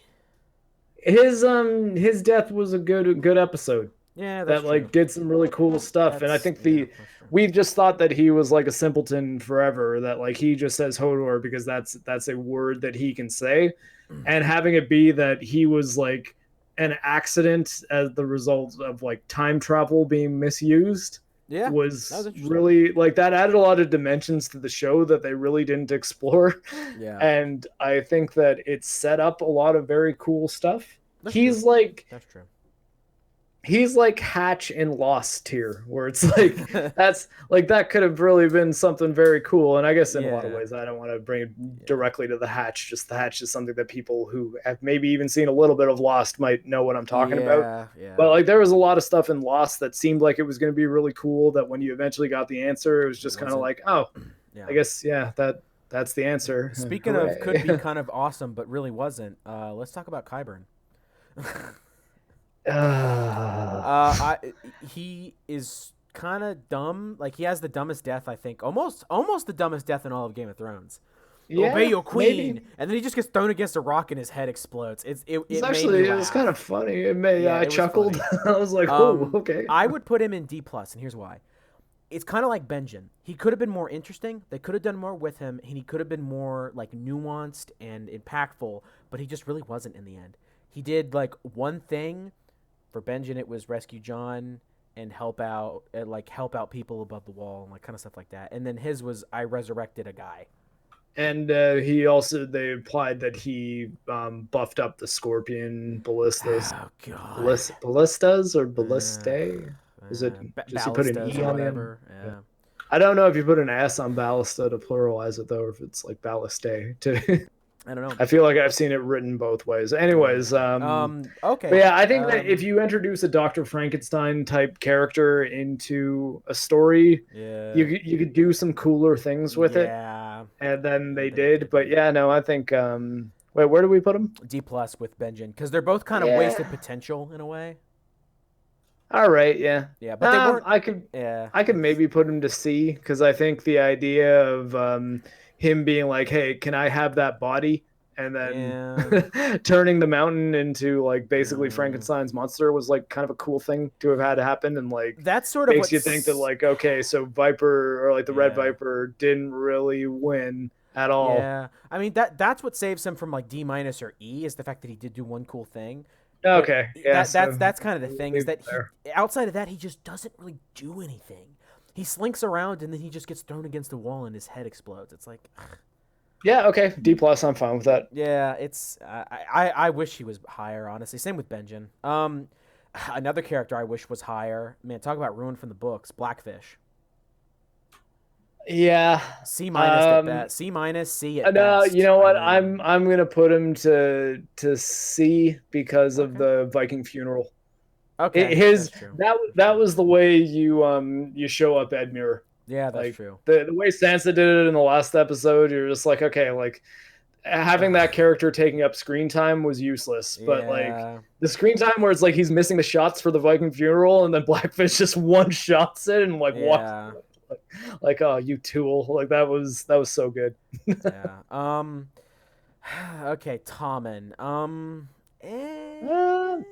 Uh, Not. I don't know that wherever he's you're gonna C put him, tier.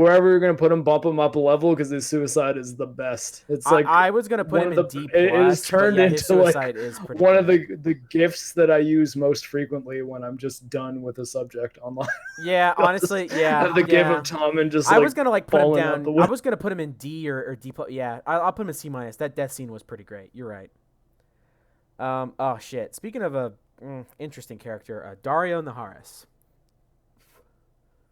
I thought he was unceremoniously written out of the show. I think Yeah, that the actor whose name I do not know that plays him now is yeah, was more charismatic than Ed Skrein, and Ed Skrein's a pretty good actor. So yeah, Skeen, yeah. I know who you're talking about. fucking Ajax from Deadpool, Yeah, who is Dario Naharis in season I three, think three or four yeah, or and then something like that. four.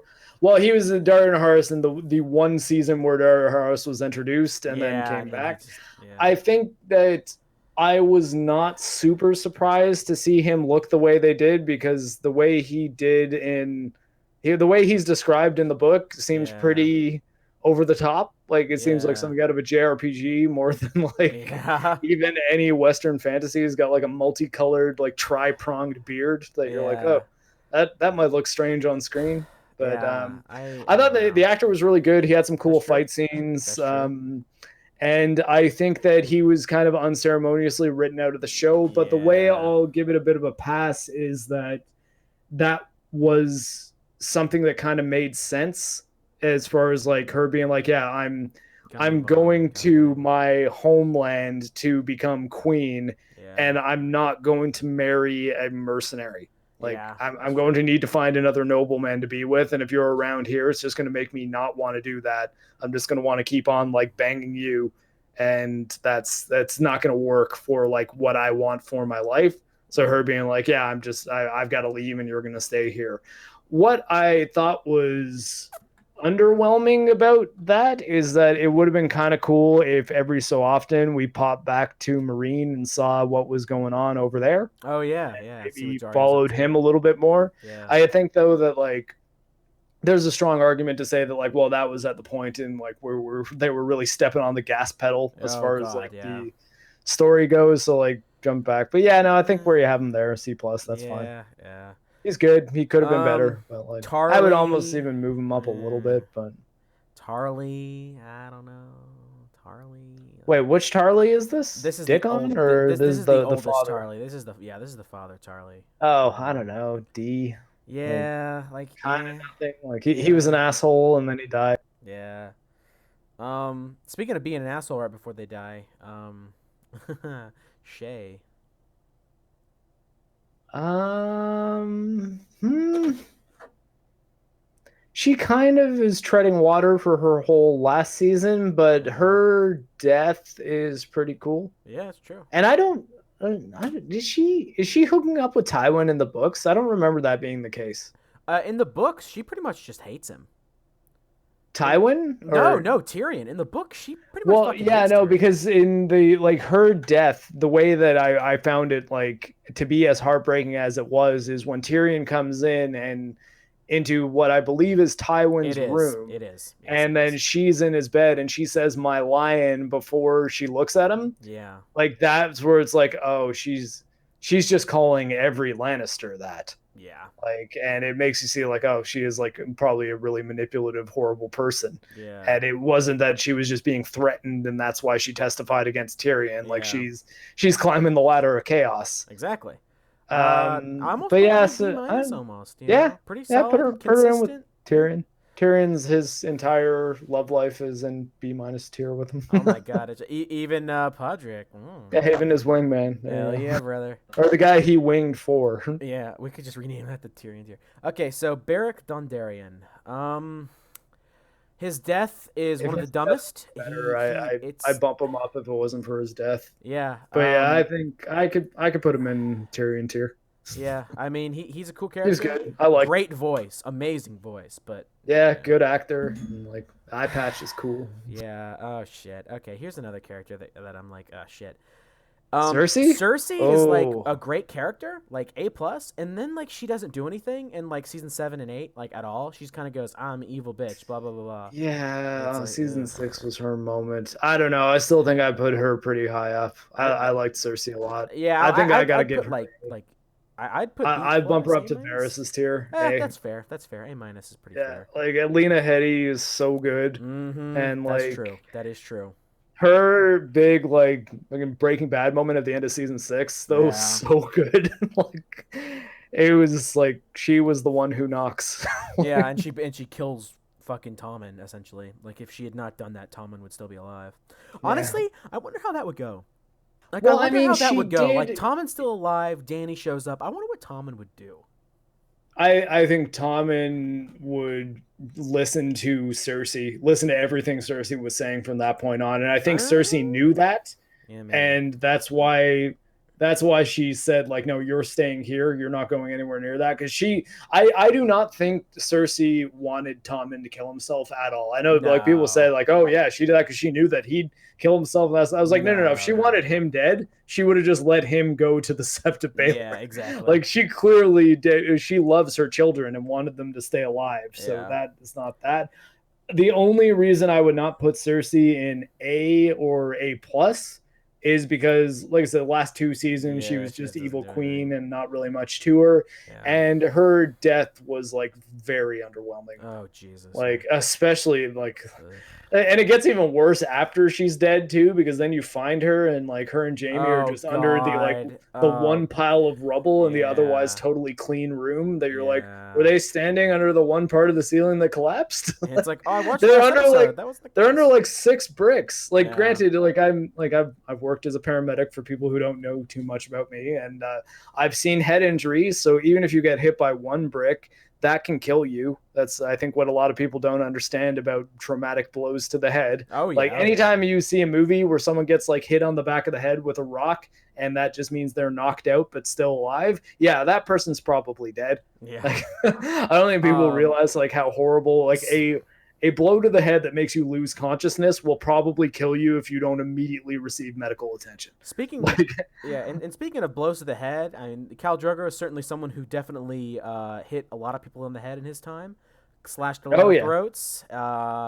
He died like a bit of a bitch, but he was a great character. I think he's Well, and I solid. thought that his death was actually pretty cool for him, Yeah, yeah, like no, for because you him were it was great. expecting him that if he's gonna die, he's gonna go out in like a blaze of No, glory, but I it's just agree. like, I agree. nope, he died from an infection because It's you have to clean wounds after it's you are cut, and if you exactly, don't, you will die. exactly. Actually, kind of In other similar to what I words, was saying about the head injuries, where it's yeah, like seriously could be dead after one brick hitting her head, but it just yeah. seemed weird the way it was shot. In other But yeah, no, words, I here's put the him thing. A tier. That kind of launched the career of Jason Momoa Yeah, too, and I know and he here's was the in other thing. stuff, Him but dying the way he does is actually the proper way to subvert expectations, Ryan Johnson. yeah, A, exactly. A. I It's put him A you can with have things that you don't see coming, but yeah, also make sense in the story. Like that's exactly. you don't have to do hard left turns all the time. I put him in A with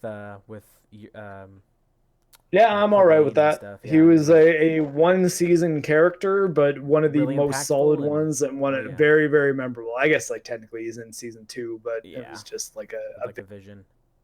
Yeah, and I think he probably got Conan from there. And I think if he didn't get Conan, he wouldn't be Aquaman. So like huh, that's so we have yeah, Jason Momoa because of Khal Drogo. yeah. Um, People don't really like this character. Aleister Crowley or whatever. I like his character a lot. He's a Oh, great. I like him. I think he's a very good foil for I think John. that's exactly what I was about to say. I think he's solid B plus. He's a great foil to John. He's a great like kind of dissonant voice, like in terms of like a disrupting factor. But he's also smart, and everything he does is not because he's evil, but it's for the watch. Like Yeah, and when he believes what he's doing is the right thing for the exactly, Night's Watch too. exactly. That's the big thing. Yeah, I'm comfortable with him being in that tier. Yeah, yeah, he's a solid character. Okay, another night to watch. Aemon Targaryen. I would actually Oh, almost kind bump of him up. Put him right up there. I love that guy. yeah, he's Like, great. Honestly, I almost say A plus. He's a great character. yeah, A Like plus. he's a great character. And once you find out he like is realistically the rightful heir to the Seven It's Kingdoms and you so just didn't want it, amazing. you're just like, oh my god, like No, no, the meek no. voiced old But man, the that's the blind thing. guy. That's the thing. It's not that he didn't want it, but that his duty bound him to the wall. That was such an amazing speech with John when he was talking about like when John was like gonna run and Aemon has a Love is the talk with death him. of duty. Exactly. Love is the death of duty, and he's talking about the people that I loved. Like when my brother the rebellion was going on. It's not that I didn't love my brother. It's not that I didn't care for my family and my grandchildren, but my duty bound me elsewhere. And that is such a great actor, by the way. Great stuff. Just awesome all around. Great stuff. A plus easy. Yeah, yeah, he was great. Honestly, speaking of A plus, maybe you'll disagree. Catelyn Stark. Catelyn Stark, yeah, no, I'd put Yeah. her up there. I almost want to bump her down to A because Lady Stoneheart never becomes a thing, but that would be bringing the book in. Yeah. Um Lady Yeah. Stoneheart. Ah, What good stuff. what what happens to you? What like I want to know more about Lady Stoneheart. Yeah, yeah, I that was one's really interesting. hoping the show would tell me some things because I'm just like, oh man, what's going on there? Yeah, Because there, if that's a Lord of Light situation, there's your example of one of the like monster zombies that can be like created through the Lord of Light, yeah, and they clearly seem more intelligent than the Whites are. yeah, But like maybe they're not all like John or Barrick. yeah. I mean, okay, but yeah, no, keep Caitlyn pretty high though. She's Oh good. yeah, oh yeah. She's amazing. Okay, Brienne of Tarth. She's high tier. Yep. Yeah, Um, I put her probably in A plus also. yeah, and here's the thing. I would put her in A, except for one thing. And I know we don't want to get too much in the acting, but my God, I watched this scene way more times than I would care to admit. It's the scene in the bathhouse in season 3 when Jamie's Where talking she's to talking to Brienne. Jamie. No, when Jamie's talking to Brienne, and she Yeah. emotes with just her face, and it's such good acting. Oh yeah, A plus, easy. Like Yeah. like the shock and the confusion and the fear, like Well, this because up very until that visceral point, even reaction. though she feels kind of indebted to him from what he's done to her, she Yeah, just still thinks of him as just like he's the Kingslayer. yeah, He's like this evil man who like yeah. he went against his duty and killed the king. And then that like honestly, I think watching that scene now, I would more be upset with what they do with Jamie Oh, because I'm we'll just get like to him, that's the partner. scene where like Nicholas Coster-Waldau Oh just like God, he acts the fucking planet apart with his talent. Like it is earth-shatteringly good when he's like, burn them in their homes, burn them in their beds, and then he looks right at Bran. He's like, if your precious Renly had told you to do that, would you have done that? And he's like, would you have kept your oath then? And it's like he is so pointed and not attacking her in a way, but he's putting her against the wall. Like, this is what I did, and I am not sad or angry that I did it. And by the way, amazing translation from book to screen. My yeah. Well, and he's Jesus basically H. telling her Butterworth he's Christ like was that scene perfect. and he's kind of just like the reason that I'm called the Kingslayer by everyone isn't because I won't tell them why I did what I did. It's Mm-hmm. that they wouldn't even care if I tried to. That God, I love ultimately, that when it comes line. right down to it, I just killed the king and that's it. And like, I've got to Dude, live with that I and I get do it again. yeah, Kind of I like is get basically what he's saying. He's like, that's I did what I had to do and I don't regret it. fucking exactly. I get goosebumps every time when he's like, by what right does the wolf judge the lion?" And it's like, Jesus, that's so well delivered. And I love it when he like stumbles over and she's like, "Help the Kingslayer," and he's just like, "Jamie, my Yeah, name's my name is Jamie." Jamie. Jesus, that scene is fucking amazing, perfect, fucking Yeah. beautiful. I'm almost tearing up Well, thinking let's about hope it. when Captain Phasma gets resurrected for Rise of Skywalker for the second time, they give My Gwendolyn Christie more to do because she's seriously, good. seriously, she's an amazing She can actress. do stuff if you give Yeah, her yeah, material. amazing actress.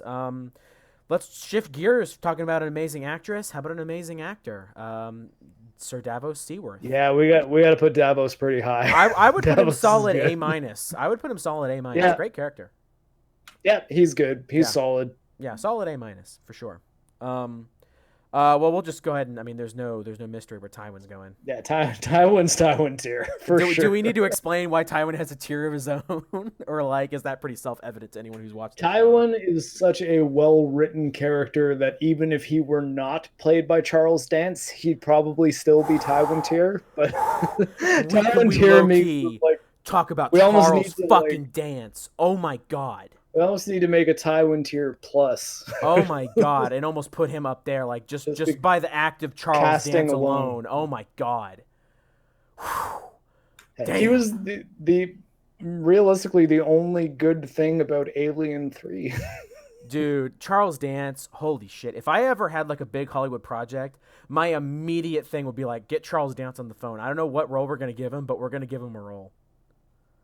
Like we're gonna give that man something to do because he's so good.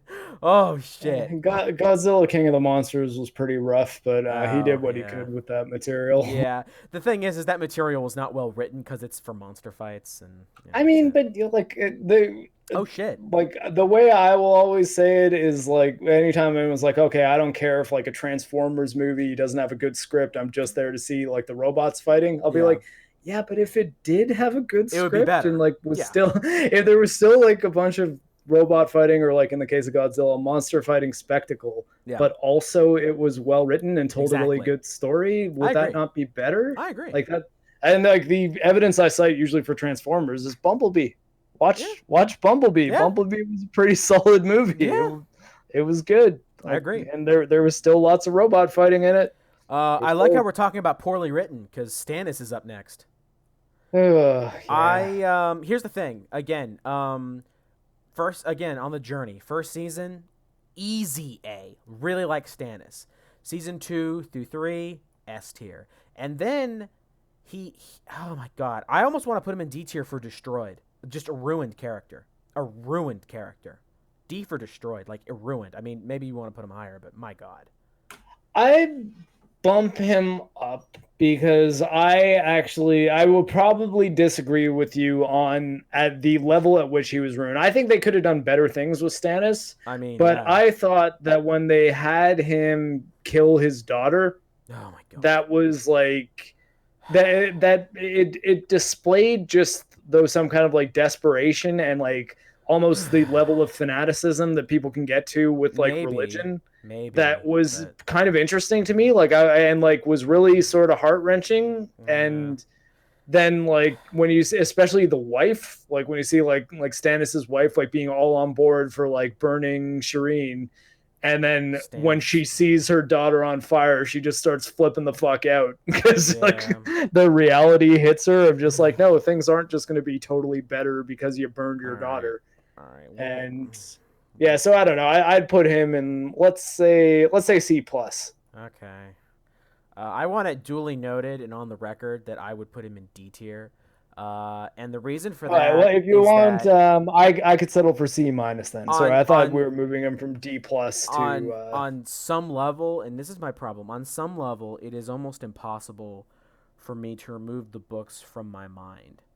And that's a problem whenever you adapt something. Is that even as objective as you try to be and balanced and neutral, the comparisons to the book will inevitably creep in. And my problems with Stannis is that even as a character taken away from the books, he is relatively simple.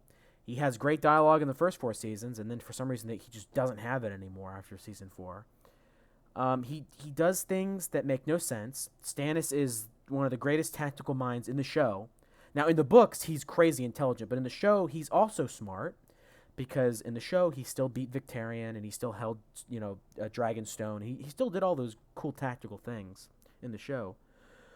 And instead of staying at the wall with Jon and formulating a plan and getting the North on his side and then attacking Ramsay like he does in the books, Ramsay's gonna get fucked up and wins a winner. Holy shit, he's gonna get massacred. Um, Instead of doing that, again, keeping it separate from the books, what Stannis in the show was super smart, and he instead of gathering the North and fighting alongside Jon, he just marches south and burns his daughter, and then he dies. And it's just it's so dumb. It's not in keeping with an amazing character who's very well acted, great costume design on his armor. His sigil looks great on that armor. yeah Really, the really sigil's great pretty work. much Really perfect. great work. Great casting again. Just so much awesome talent. That Benioff and Weiss sort of shifted to the side, and I know why. Do you want to hear why they killed Stannis off the way they did? Let's hear Because he's like their least favorite character. Benioff and Weiss just don't like Stannis. So after season 4, they were like, "Fuck it, we're not going to follow the books anymore." And one of the first things on the docket was kill off Stannis, for no other it. reason than they just didn't like him. It wasn't to serve the story. It wasn't to serve any of the characters. It wasn't to serve anything. It was just to kill him off because they didn't like him. Well, stuff like that is why I'm always confused when people are like, "Oh, well, you know that like George R. R. Martin was like working with them and like told them everything that was going to happen in the book. So like the books are pretty much going to be like this." And then you hear stuff like, "Yeah, we just didn't like Stannis," or Yeah, "Yeah, we decided that Arya would be the one to kill the Night King because that would be interesting." And it's like, yeah, well, like how how much involvement has George R. R. Martin really had with yeah, any of the last few seasons? Like I could see him maybe saying, Bran becomes king, Daenerys goes crazy.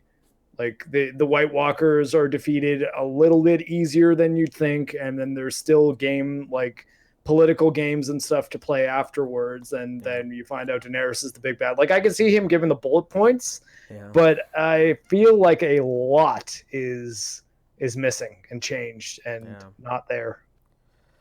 It's a darn shame. It really is. Marjorie Tyrell, beautiful woman, well acted, good character, and then she explodes. Can we put her in S tier? Yeah. And that is because Yeah. I like Natalie Dormer a lot. But Honestly, yeah. her and Joffrey over an S. Yeah. It's kind of, yeah. There you go.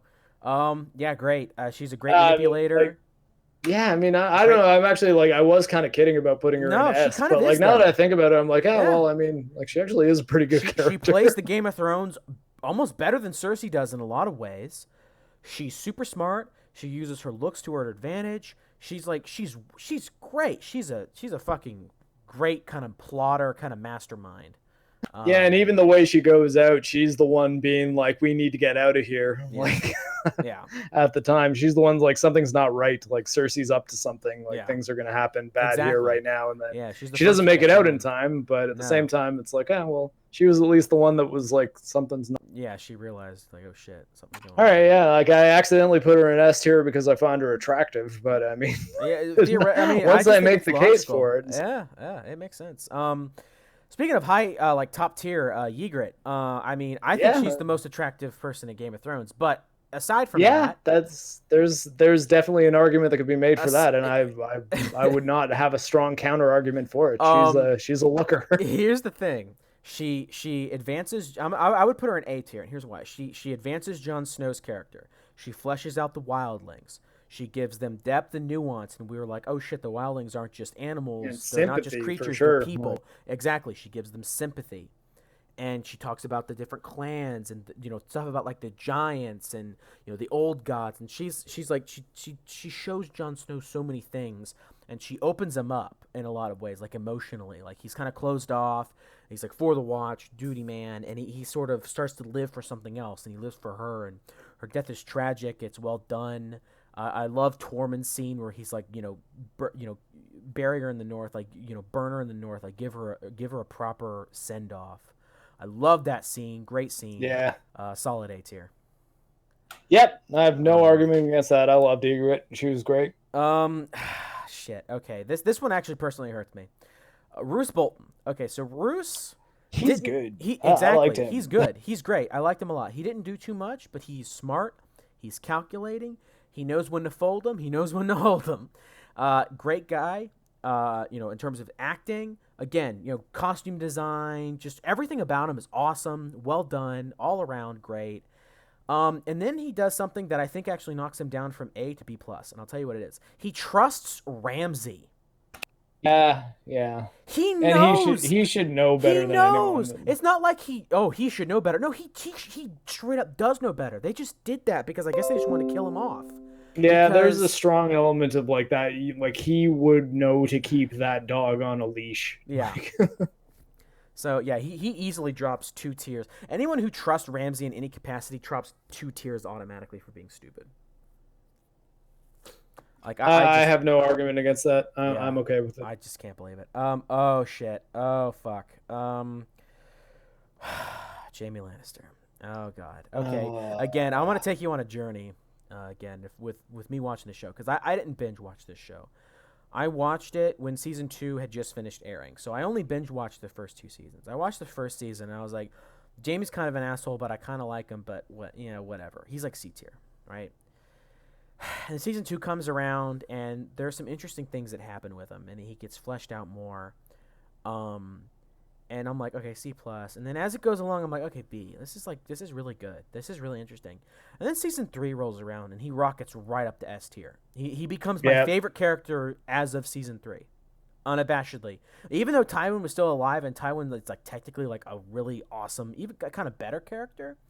Jaime's like skirting the line. If we had a tier between S and Tywin, like he'd be skirting the line.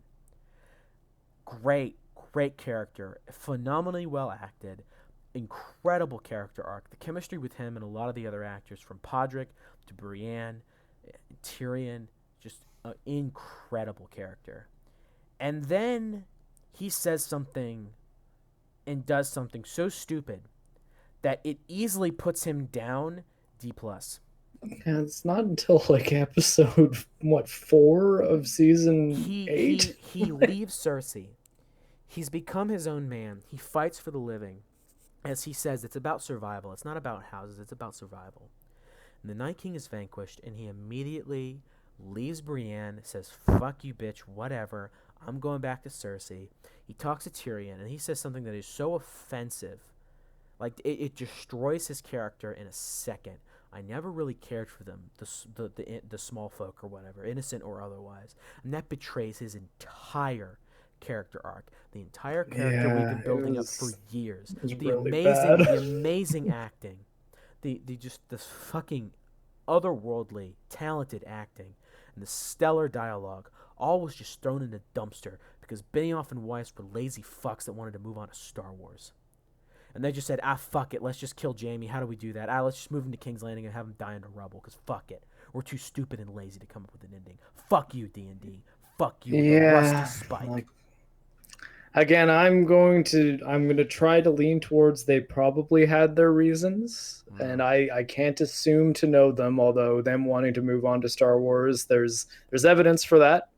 Yeah. But yeah, it was a shame. It's a really shame what they did to Jamie Lannister, because like I mean Yeah. you can make the argument, like people have said like, oh, but it's kind of like an addict and he had a relapse. Be like, yeah, I mean that's a way to look at that, but also is that better than this character having like what seemed like it was going to be the best redemption arc in any story ever? Yeah. Like it's like he's up there with like Darth Vader as far as Yeah. like a guy that you think is as far gone as he can be. And Yeah. well, I mean, Darth Vader, I guess, was a really quick turnaround. But what I mean is like there, if like I was always really kind of, I mean, and granted, this is like me playing the like, oh, my fan expectations or why I didn't like it card, but when people like I kind of came across a theory saying that maybe Jamie is Azor Ahai rather than John. And at first it sounds silly, but then like there were things about it that seemed kind of cool to me, and I was like, maybe he's not Azor Ahai, but I think it would be really cool if one of like Melisandre or one of the other Red Priests like turns his golden hand into like some kind of flaming light god fire fist, and like cool shit happens with that, and he becomes one of the like great heroes of this war against the dead. And all of that was like not happened, which is okay because you could still have good stuff happen if it's not the my like brain scenario of like, oh, this would be the coolest thing that could ever happen with this character. Even if you're going to do something else, the something else has to be good, or well, I can still have a problem with it. And what they did with Jamie wasn't good. It was like it felt wasteful. It felt like he wasn't making that decision for any reason which made sense. Yeah. And that I mean, even here, the way you can know that it really was a betrayal of his character is if you went online and we're talking about the people who were still on board with season 8 after episode 4, like after Jamie decided, oh, I'm just going back to Cersei. Yeah. Every single person was like, oh, you're an idiot. He's going back to kill her. He's going to kill Cersei. Well, and I'm just like, prophecy. I'm just like, yeah, maybe he is, but at the same time, is he? Like, I don't know, because they didn't seem like they made that clear. Well, and if that was the case, I don't think he would tell Brienne that he's just leaving her. Yeah. And like, yeah, no, I don't love you. I love Cersei. I'm going to go back and be with her. I think he would have said, there's something I need to do in King's Landing. I want you to stay here. I might not come back, and then just left. Yeah. And have maybe Brienne wonder what is he going to do when he's there. Yeah. But like, I don't think he would have told Brienne off the way he did if he was like on a mission to kill Cersei. Yeah. But I'm not trying to get into this too much because I think we should have a separate discussion where we talk about, you know, if we had to close it up, like if Benioff and Weiss literally just tossed this hot potato on our laps and said, you have 6 episodes, you have 6 episodes, you have to tie up the show. Like, that's it. You have 6 episodes. The HBO is writing you a blank check. You got to finish the show. Done. I'll tell you what I would do first. Like I can say this in a sentence. I Yeah. would have either each episode take place months, if not years, after each other, Mm. with like some establishment dialogue filling in the blanks of what's Yeah. happened in the times, or have time pass by years in the episodes, Yeah. just like Rome did.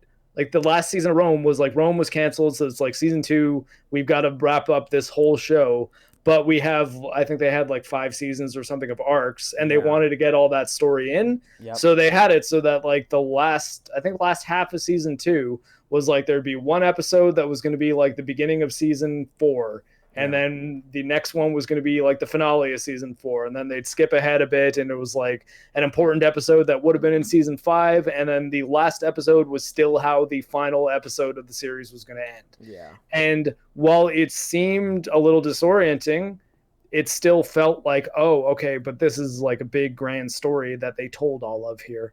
Yeah. And I think if you're going to be like, okay, we need this show that could easily be done in 13 seasons, could maybe be done in 10, let's say 9 at the very least, and that's if 7 and 8 and 9 were all 10 episode seasons.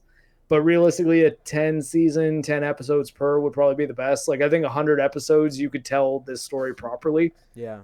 But if you're like, nope, shortening up the seasons, what has to happen? You have only 6, but you can do whatever you want to them. I'd be like, well, let's have each of these be like a 2-hour movie, Yeah. and have them Okay. each take place like years apart, almost like we're doing 2 like Star Wars trilogies worth of Game of Thrones material. Dude, I'm down. Okay, yeah, we'll definitely have another discussion about this, and I think what we'll do, I think maybe a future discussion about our feelings on the series as a whole, and then kind of jump into kind of season 8, and because that's almost like a different animal. It's so weird. Well, I mean, yeah, that's the thing. It's hard to do there, but my like kind of my elevator pitch would be like, okay, let's not have this be the same format as the previous seasons if we're going to try to truncate it and wrap all these things up. We need to do it differently than we've been doing it previously. Yeah. I would actually pull a page without giving anything away. I would actually pull a page out of what HBO was originally planning, because they originally wanted to do like movie length episodes for like the finale. And so I mean, they kind of of did. They put a lot of filler in there. Yeah, that's the thing. Is pulling a page. Yeah, pulling a page pushing in shares. Well, yeah, that's the thing. Is that pulling a page out of their handbook, I would actually make episodes 1 through 5 pretty much just an hour long. But episode 3 would essentially be like Return of the King length. Like it would be like an epic final conclusion, like Battle of Minas Tirith kind of big. Yeah, that would have been better. But anyway, yeah, we'll get into that in the future. We'll get into that in a future video. That'll be fun. That'll be a fun discussion. Maybe we can bring some other people on and have like a round table. Melisandre. Man. She does like a fat load of nothing. I know people are like, oh, well, she lit the fire trench and shit. Yeah, that didn't do anything. She lit the Dothraki swords on fire, but they suicidally charged just headstrong. I mean, like, she didn't do much. Melisandre coming back, I was so happy about too. I was like, oh yeah, it's on. I was like, this is gonna be great. We're gonna see some crazy shit, and then she does nothing that like a torch couldn't do. Yeah. Like, I mean, I guess lighting the Dothraki swords, but like all of a sudden, I guess like the whites leveled up and became immune to fire. Oh God. Yeah, I would. Fire apparently isn't really a problem for them anymore, even though they like. It was established even in what, episode 2 or 1? Was it the first episode of season 8 where I'm not sure. The little boy is pinned to the wall and they like touch him with the fire and he like almost instantly ignites as if he's like covered in gasoline. Yeah. So I'm like, why is that not still a thing with them? Yeah. Like how are the Dothraki not fucking up a bunch of them? I'll tell you why. It's called plot. It's called plot contrivance and whatever. We just need a story to move on. Stop asking questions. Yeah, like it's the scene coming before the story stuff. It's just like, oh yeah, no, it looks really cool to have these flaming swords just vanquishing in the night. Ugh, and gross. Then all of a sudden half of them are, oh god, half of them being alive. So I was like, what do you mean half? How did half of them live? Were half of them just like waiting in like, I don't know, rivers like what is the name of the, oh geez, Dragonstone or No, Storm's not End? Dragonstone. Oh, maybe Dragonstone we could say, but I was thinking Blackfish's castle. Oh yeah, River River Run. River River Run. Run? Yeah, I Or think is it's like that from River Run. Skyrim? I think River Run's a very popular White fantasy name. White Run is It's White Run Skyrim is though. Skyrim. River Run Okay, yeah. is Cool. I think that's what was messing me up. I was like River, I was like River Run, and then I was like, wait, is River Run Skyrim or Game of Thrones? all But right. anyways, but like, were they just like halfway to King's Landing? Was my point? Like, were they chilling Yeah, I don't south of know. Winterfell, I not don't not know. participating in this existential threat I don't battle? know. Do you know of a YouTuber called Invicta? I do not. No. Okay, I'll send you a video or Facebook after we're done with this video. It's about reformed battle plans for the Battle of Winterfell, and suffice to I say, have seen a few of those, I would and some of be them are really good. I Like you're I just would like, oh be wow, this is I, way better. I would be using his videos plans in my rework because it's way But better. there's like even if you don't know much about medieval combat strategy, things like Yeah. having your artillery behind the walls might be a Oh good idea. Like, God. Okay, we need to I stop think talking like about any Winterfell. idiot could figure that out. Yeah, we need to stop talking about the long night. We'll be here like quite literally all night because holy Okay. Yeah. fuck, that episode was bad. Okay, Melisandre. I still want her pretty high. I really liked her taking off her necklace and becoming an old lady Yeah, thing that was too. I thought interesting. that was really cool. Yeah, I would put Not in the her. long night, like the first when you first find out about it, and one of the Yeah, seasons that was still decent. I mean, like she like in season 8, like season 7 and 8, or she's not in 7, but like she's like meh. But for the most show, she's pretty strong. She's like B, I'd say. Like, Yeah, she's very, pretty solid. very, very attractive woman too. That's true. That's true. So I don't want to bump too many of the female characters up for that, but Oh, Danny she's would nice. be She's nicely put together. Danny would be Tywin tier if we were going off like physical like looks. Okay, we're getting into the Greyjoys. Oh shit, Euron's coming up. Oh my god, I'm so sad you don't have a beer. Yara could have been higher than she She ended could have up, been higher, but but C minus. Yeah, I feel like it's kind of C minus. She doesn't do a whole lot really when you think about it.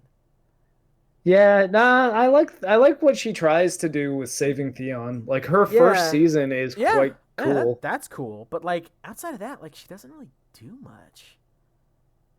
Yeah, It's like, she yeah. eh. Yeah, Yeah, you're right. She really I would rather. I see the reason I put her in C minus is also like you had one job, rescue Theon. I'm gonna hide Rickon. They both fucking failed at like the one thing they were trying to do. All right, yeah, so let's put them in the same tier. Also, they have similar sounding names, which is why I Oh, can never there you remember go. that Yara is Yara. There you Or go. Asha and Osha. And Yeah, I think actually I read that was the reason why she's Yara on the show.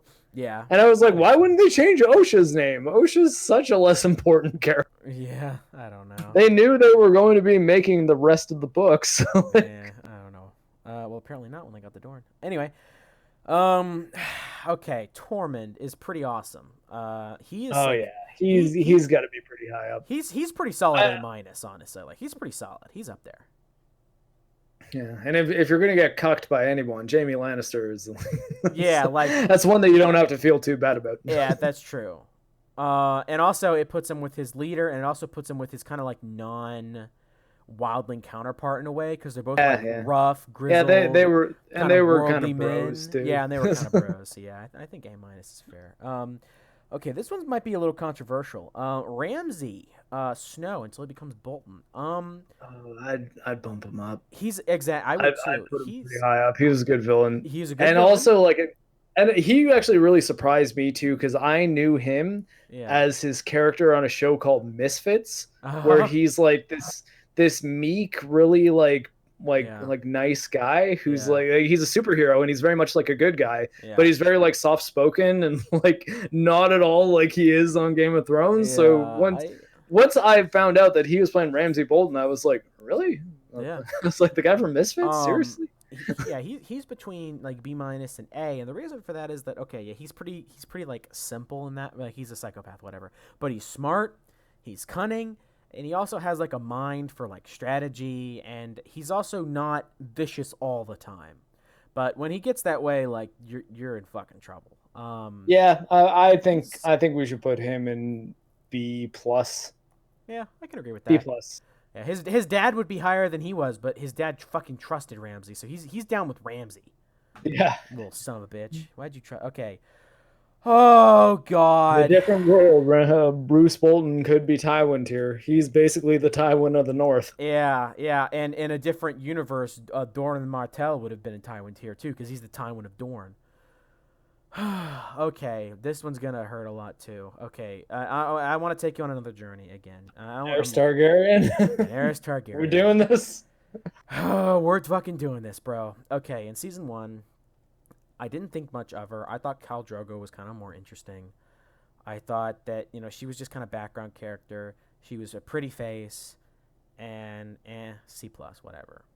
Um, Season two didn't really improve my opinion over that much. She kind of was yelling about her dragons a lot, but in the Yeah, two last was her.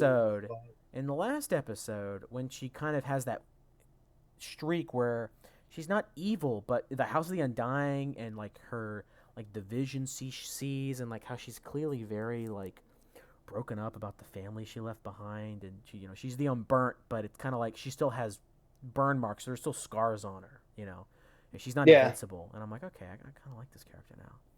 And then in season three and season three, four, I thought was her. Three, I thought was her high point. yeah, Like well, season, Dracarys, the first oh time she man, says Dracarys was fucking yeah, yeah, badass. Like I was, and that like was very much how it went down in the book too. So I was yeah, just like, they did this scene right. I can't believe exactly, it. They fucking nailed it. I was exactly, like, I think that was exactly, episode 4 of season 3, and that was exactly, one of the best episodes of the show. Like, exactly. oh man, Um, I think like the more I she's think about season 8, the more sad I get. Like oh I'm just like, god, you yeah, guys should have just at least made it good. Like not even yeah. if it just wasn't bad, this would still have been one of the best Yeah, television shows ever. yeah. Quick spoiler alert for like my rewrite. Nomad Queen. Don't have enough time. Not gonna even attempt it. Nomad Queen. Fuck that. I think you could do it if you do in the last 3 episodes and they each take place 3 years apart. Yeah, but you still I run the think you can risk of people establish it. being like, You can have it be her like I mean, you. granted this isn't the best example, but if we've got her like the last 3 episodes being her Phantom Menace, Attack of the Clones, and Revenge of the Sith, There you leading go. towards her being like, or let's say episode 3's Attack of the Clones, four's Attack of the Clones, five's Revenge of the Sith, and 6 is the episode after Revenge of the Sith that we probably should have got of Darth Vader like properly being Darth Vader. Yeah, Like, I that's mean, fair. That's people fair. will argue that Rogue One is, but it's like no, Rogue One's Yeah, got 2 scenes of that. yeah, Relax. yeah. Um, Darth Vader's not a character in Rogue One. He's in it. That's but yeah, he's it's in like it, and what's in there is great. But like, I always thought that like the prequel trilogy. I was not to see too far into Star Wars, but I thought the prequel trilogy could have been great yeah, it if we could have got been. teenage Anakin Skywalker, his fall to the dark side, and then the first years of Darth Vader and Obi-Wan dealing with like starting the Rebel Alliance and like Yeah. hiding on Well, we Tatooine. didn't quite get that, but we got something similar. It's called the Clone Wars TV show, so that's good. Yeah, yeah, and I Um, mean, the Clone Wars TV show filled in the gaps that we would have wanted between 2 and 3. I yeah. think maybe like Rebels is kind of the like Yeah. post episode Except for 3 Rebels stuff, isn't but it nearly didn't as well focus on. written. Yeah, I don't know. I still liked Rebels, but anyways, Yeah. we're going too far off topic. But my Yeah. point is, I think that you could have done the Mad Queen in season 8 with 6 episodes if you were willing to make that. Okay, we've got to Yeah. change the pace Yeah. between the And episodes that we've this been doing. and We this is can't have them be picking up right where the last one left off, like a and serialized TV. It's not. and We're not making 24 right now. Like, like yeah, we can take time between episodes. We can have the world change in yeah. between them.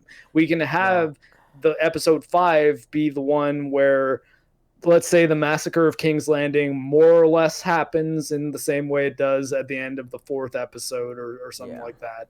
Yeah. And then, or let's say at the end of the 5th episode still, but have the 5th episode take place a few years after we see her having defeated the White Walkers and like maybe is like getting a little bit frustrated with the fact that she hasn't like earned the love of all of King's Landing. Like the things they try to do in like a scene, Yeah. have that be like time that has happened between the episodes that were then being like filled in on by having her like be more than just looking a little gaunt in her room once Ah, Jesus. and then Yeah. say like, yeah, she hasn't really eaten.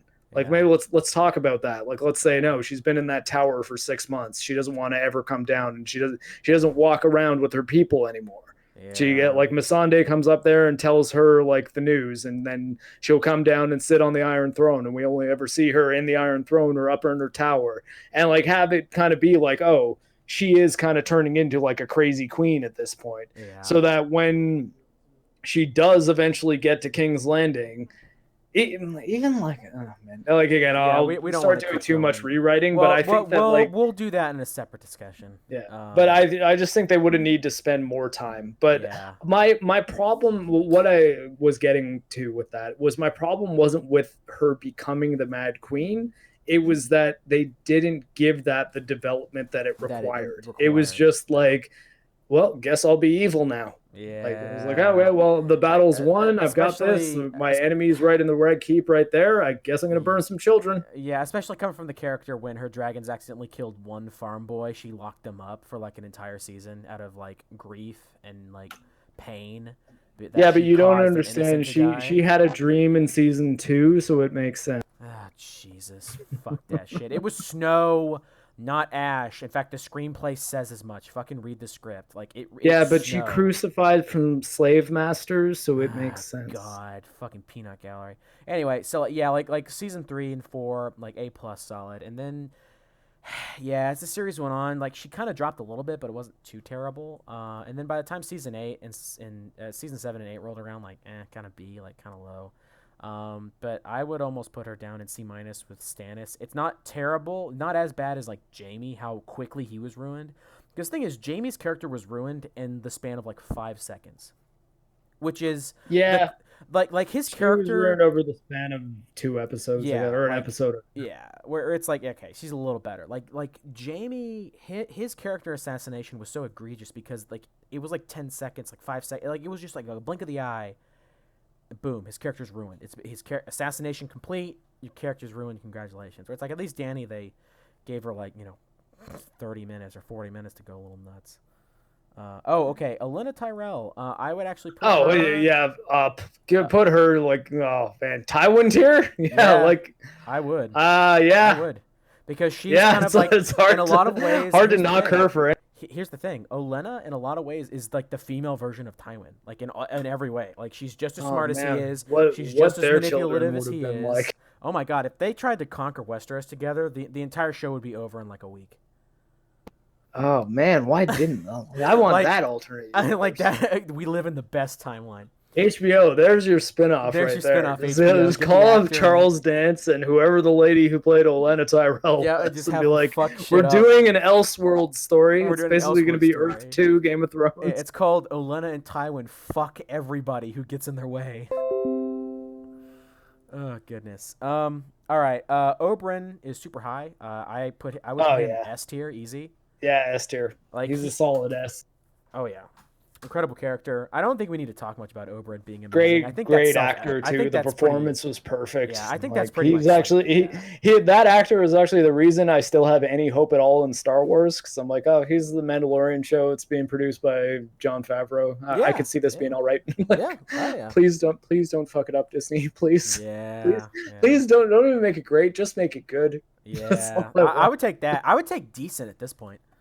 My same Um. thing with like the respawn Star Wars game. I'm just like, just Oh be a good yeah. game. Just Yeah. don't be bad, and I'll be like happier than I've been with Star Wars in a while. Yeah. Um.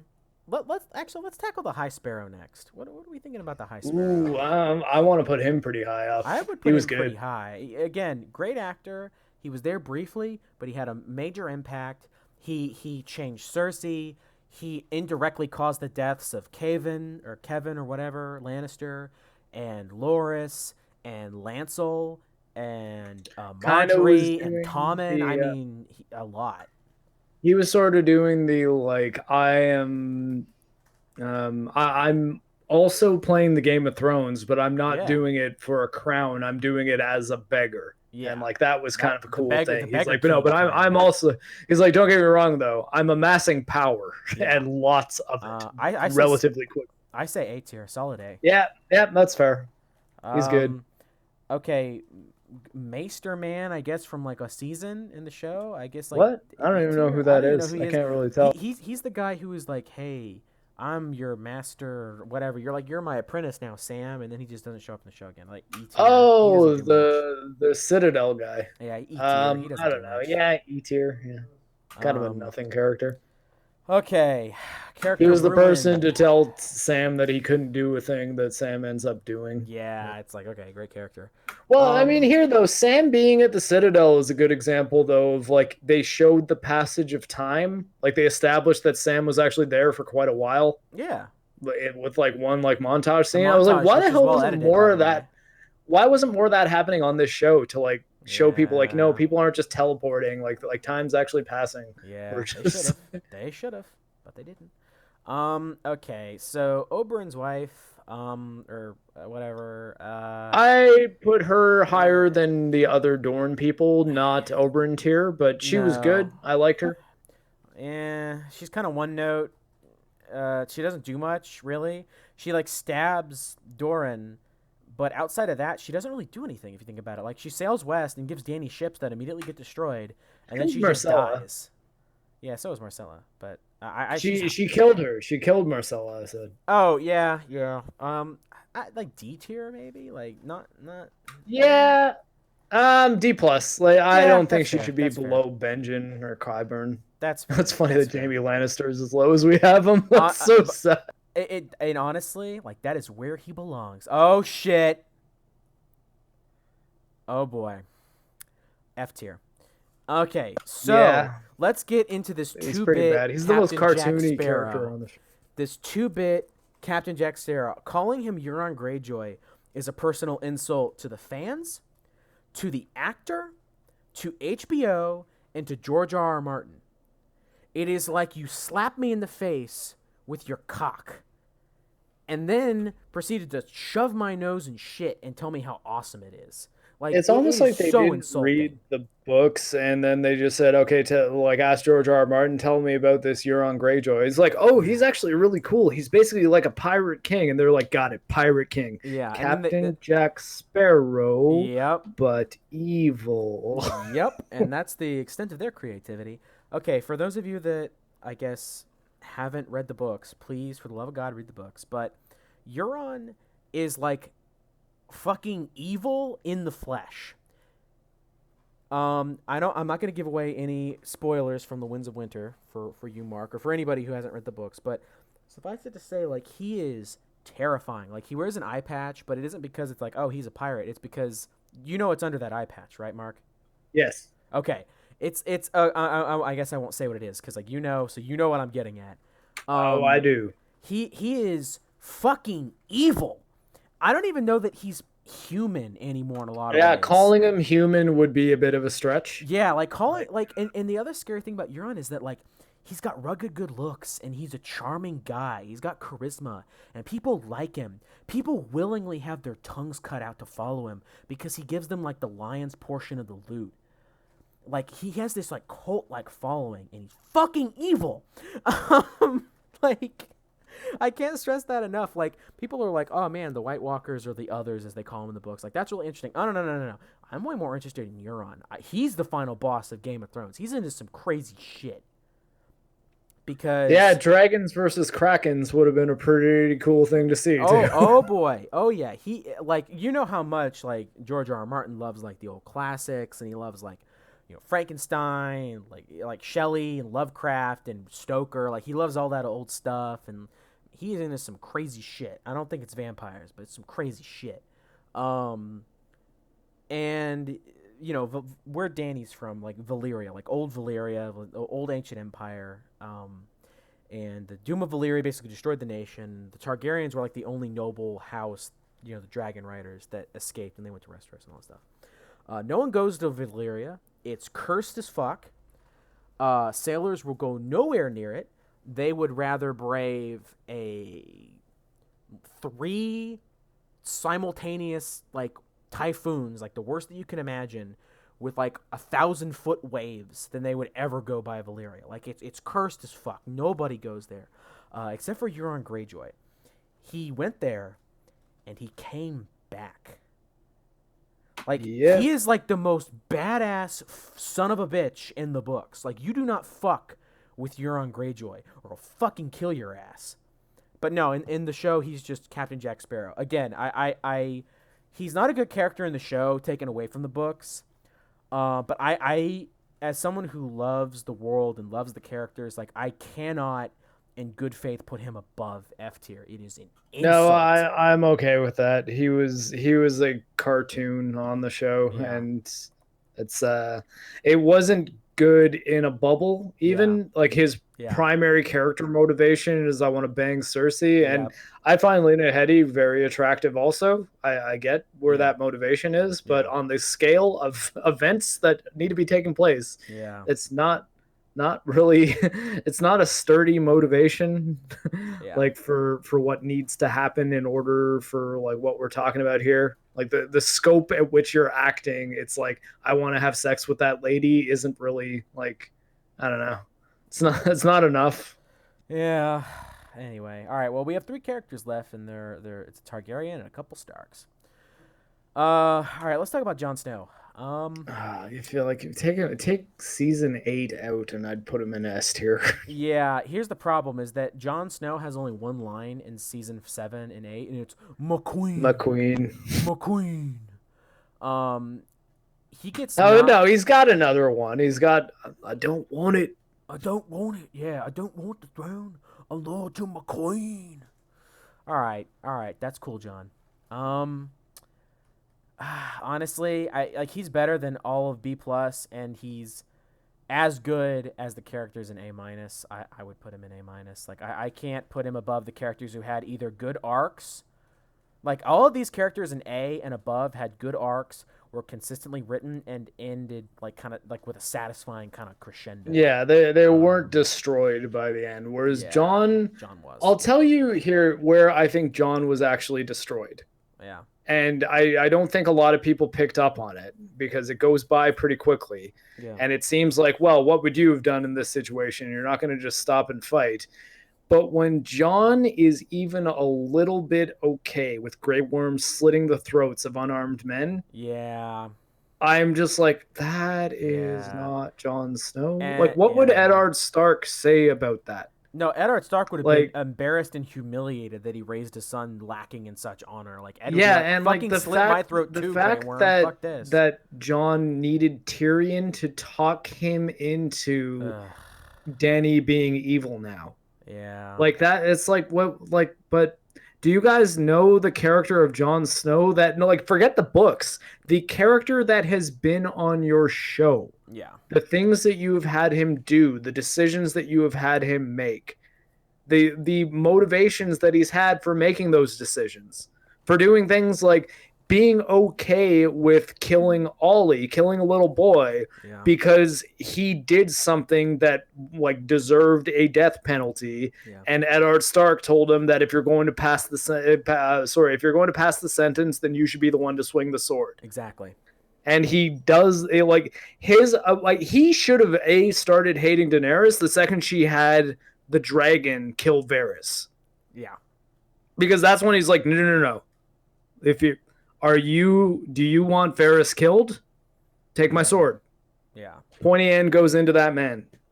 yeah, Like, no, don't have him burned alive by a dragon. That's not better. That's yeah, not more painless. That's like, and I think that he should have fundamentally had a problem with Daenerys from there. exactly. Like him just having no problem at all with Varys being killed was a little much, but Yeah, sure, you're accelerating the story, and obviously you're not writing it through first person narrative, so you can't have John's thoughts about what was going on there.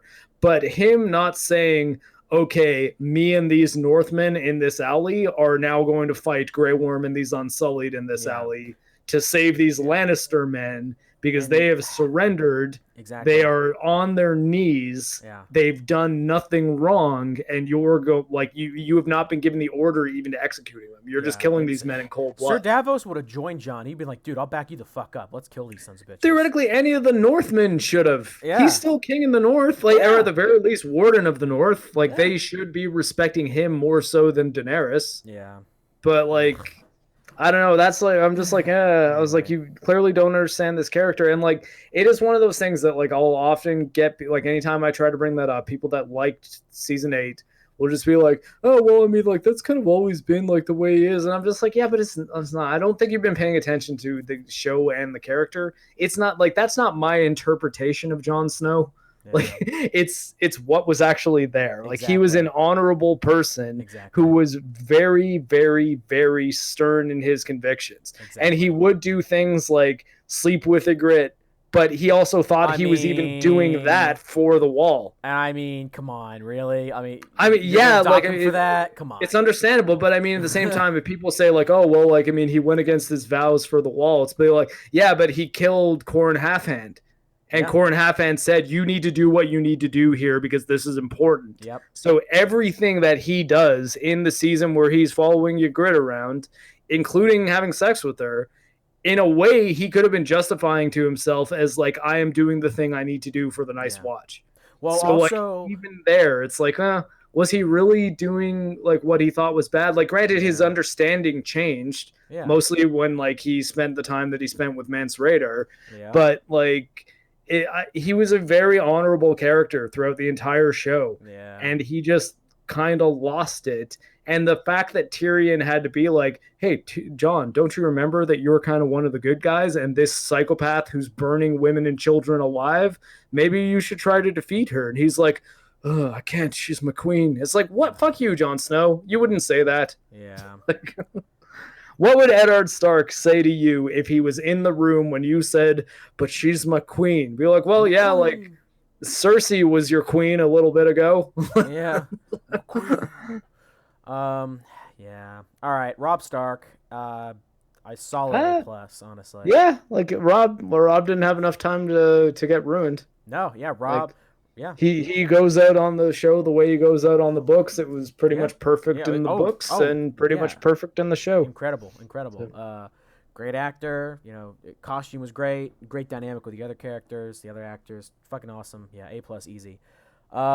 Eddard, final character of our S tier tier. list. I was actually about to say S tier, mostly Yep. because he is Sean Bond himself. Yeah. And then I almost want to The dock him a scene point for being, being Sean Bean because that takes a bit yeah, of the surprise out of his death. the scene being mean machine is still a It's good like actor. when So when he dies, you should be really shocked, but you're like, oh well, it's Sean Bean, so like, of yeah, course, what was I thinking yeah, was going to happen? yeah, Obviously, he was going to die. They can yeah, subvert expectations by having Sean yeah, Bean live. yeah. The scene being dream machine.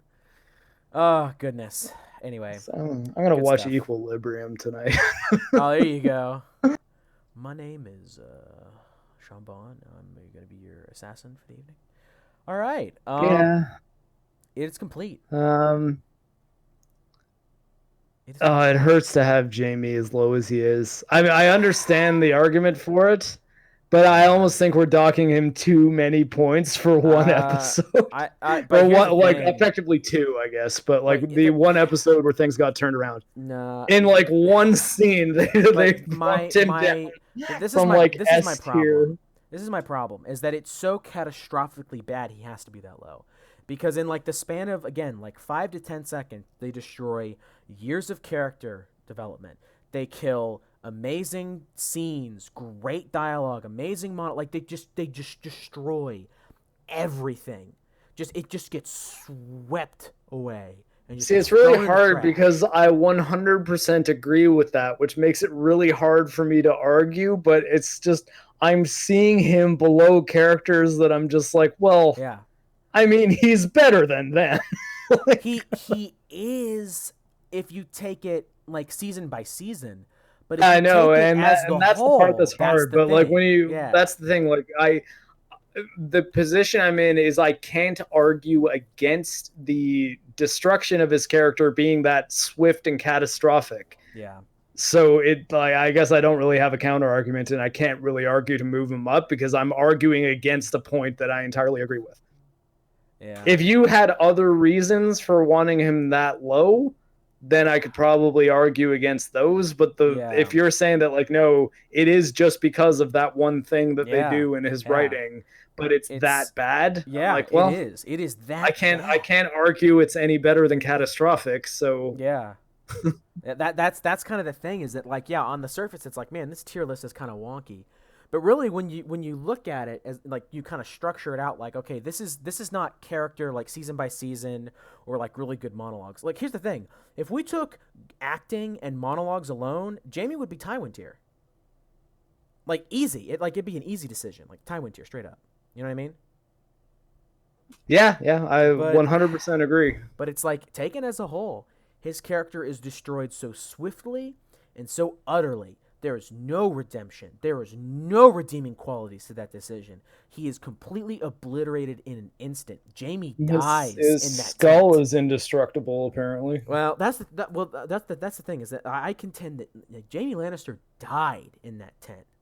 Like, he passed. He was gone at that point forward. He was dead. Like, everything that was built up in the character, everything we knew, everything we loved and we hated, everything we were conflicted about, was just destroyed in just You want to hear the instant. insult to injury though? That was after the destruction of his character. Yeah. They needed to get him into as a unsullied prisoner in that tent with Tyrion, so that they Yeah. could have what was admittedly a pretty good scene. Yeah.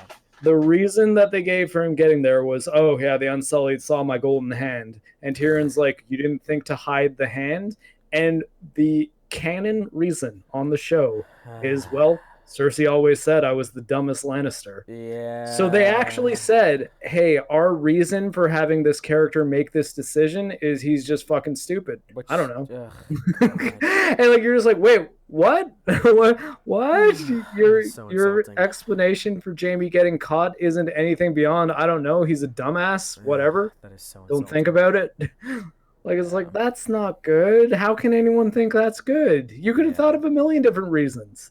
Yeah. You could have said that, like, you could have done some world building and said the Unsullied are like tearing people off their horses and searching them. They Yeah. found my hand because they were like going to strip me down. Like, Yeah. I don't know what's up with these people. They seem like they're getting crazy. And maybe implied that, oh, maybe Daenerys's entire crew is like slipping a bit towards the dark side here. And I Yeah. mean, that's like me thinking of something off the top of my head. If you wanted to like actually maybe have a scene Mm-hmm. where Jamie tries to fight off some of the Unsullied, and because he like has his prosthetic hand that doesn't work very well and can't really sword fight, even though he got through the Battle of Winterfell with no problems. Like, like I don't know, just they actually said no, he's just stupid, and I was just like, why? Yeah.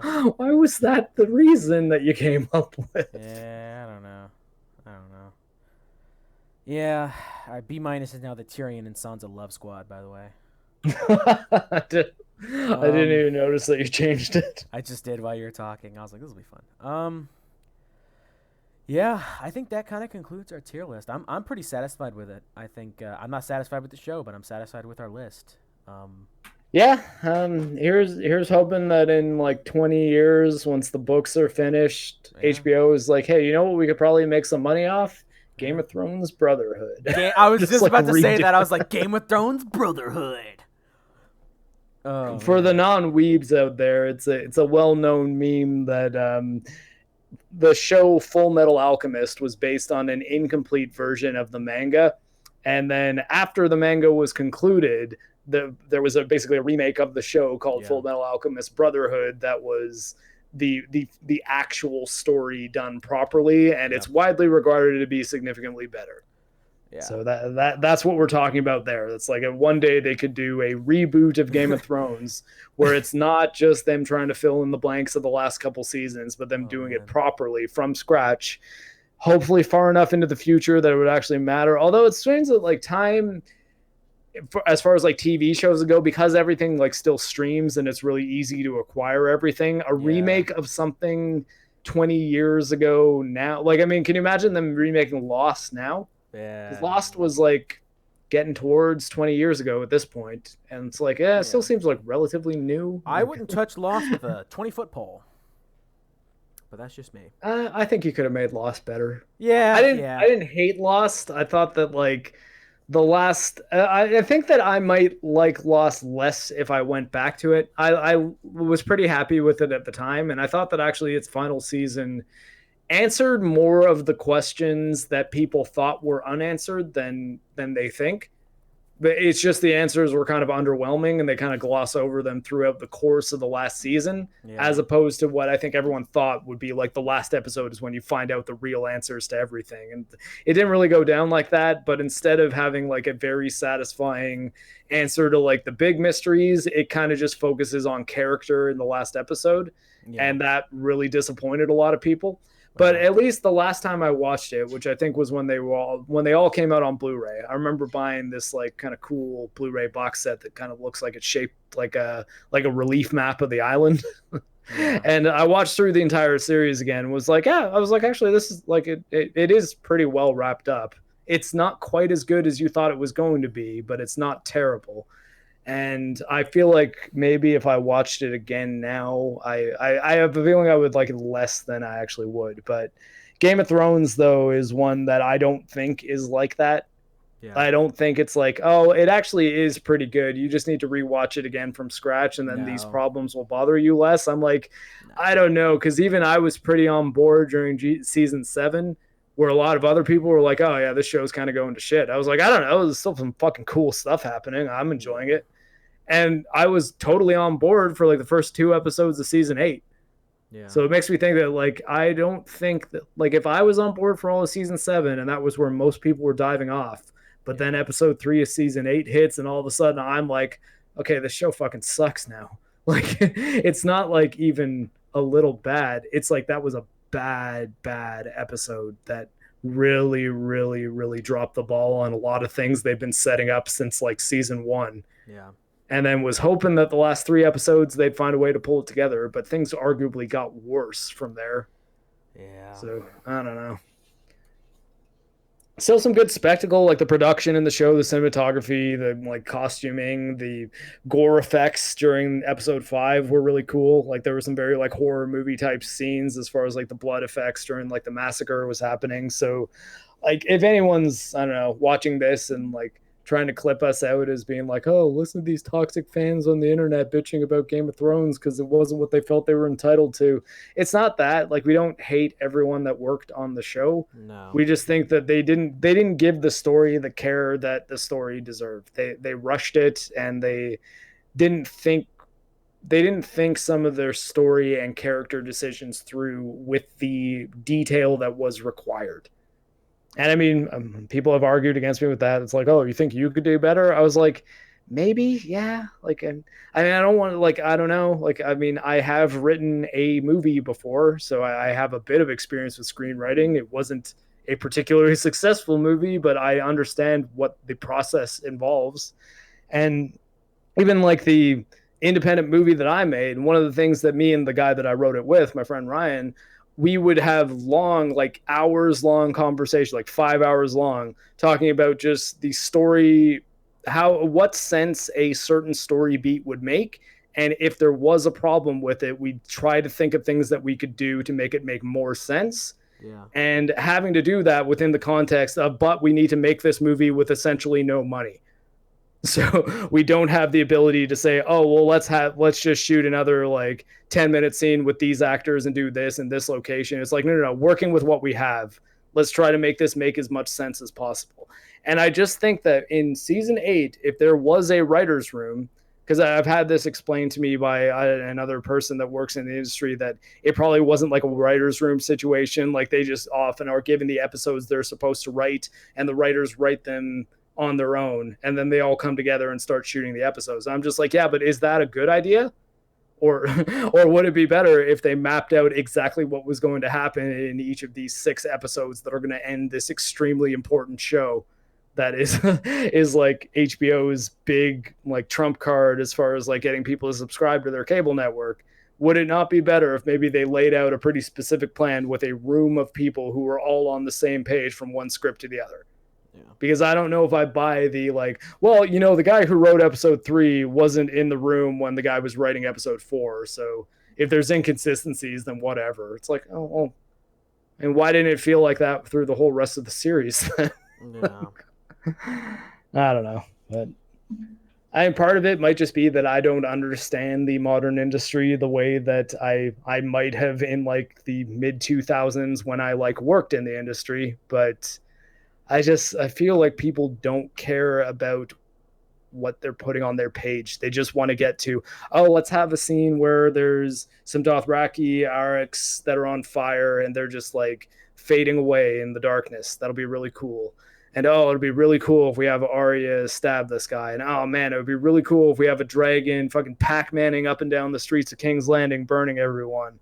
And it's like it would be really cool if there's a shot of Daenerys walking away from the throne and like the dragon wings come out behind her and it looks like she's the dragon. And it's like, yeah, yeah, you could say all those things are cool, but like, are we gonna take the time to write those characters into places where all those shots make sense, or are we just going to say whatever? Let's just get to those scenes because that's what we want to do. And it seems like season 8 seems to me that it was more of the latter.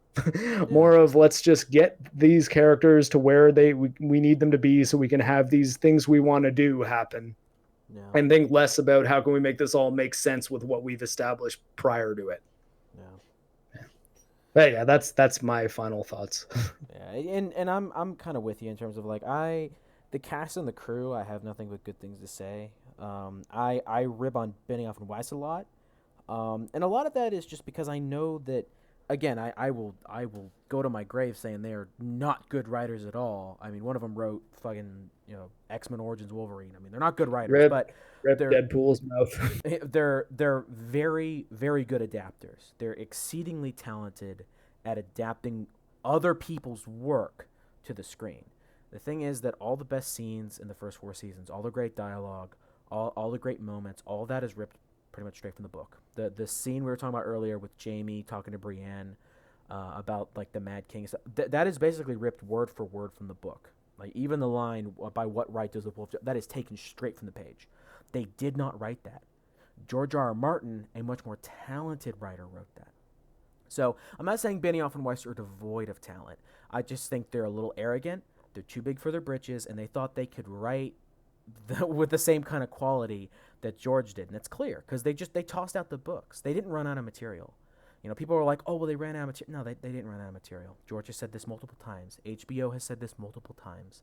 They never ran out of material. They just tossed the books aside. They're like, "Oh, well, we can just do better. Whatever. We'll just wrap it up, and we'll go with our plan, and there you go. We're good to go."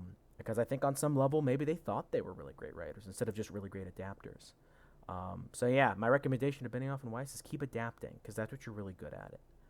That's what you're really Adapt Star talented at. Wars Knights of the Old Republic. Exactly. Talk to whoever is still around at BioWare Exactly. that knows what they're doing. If Exactly. they probably want out of the Anthem situation, Yep. There you get go. them to advise you on their Knights of the Old Republic script. There you go. That exactly. And I bet you know what? I bet you dollars or donuts that would make a great trilogy because that's what Benioff and Weiss are really good at. But if they write their own thing, I will not be going to the theater.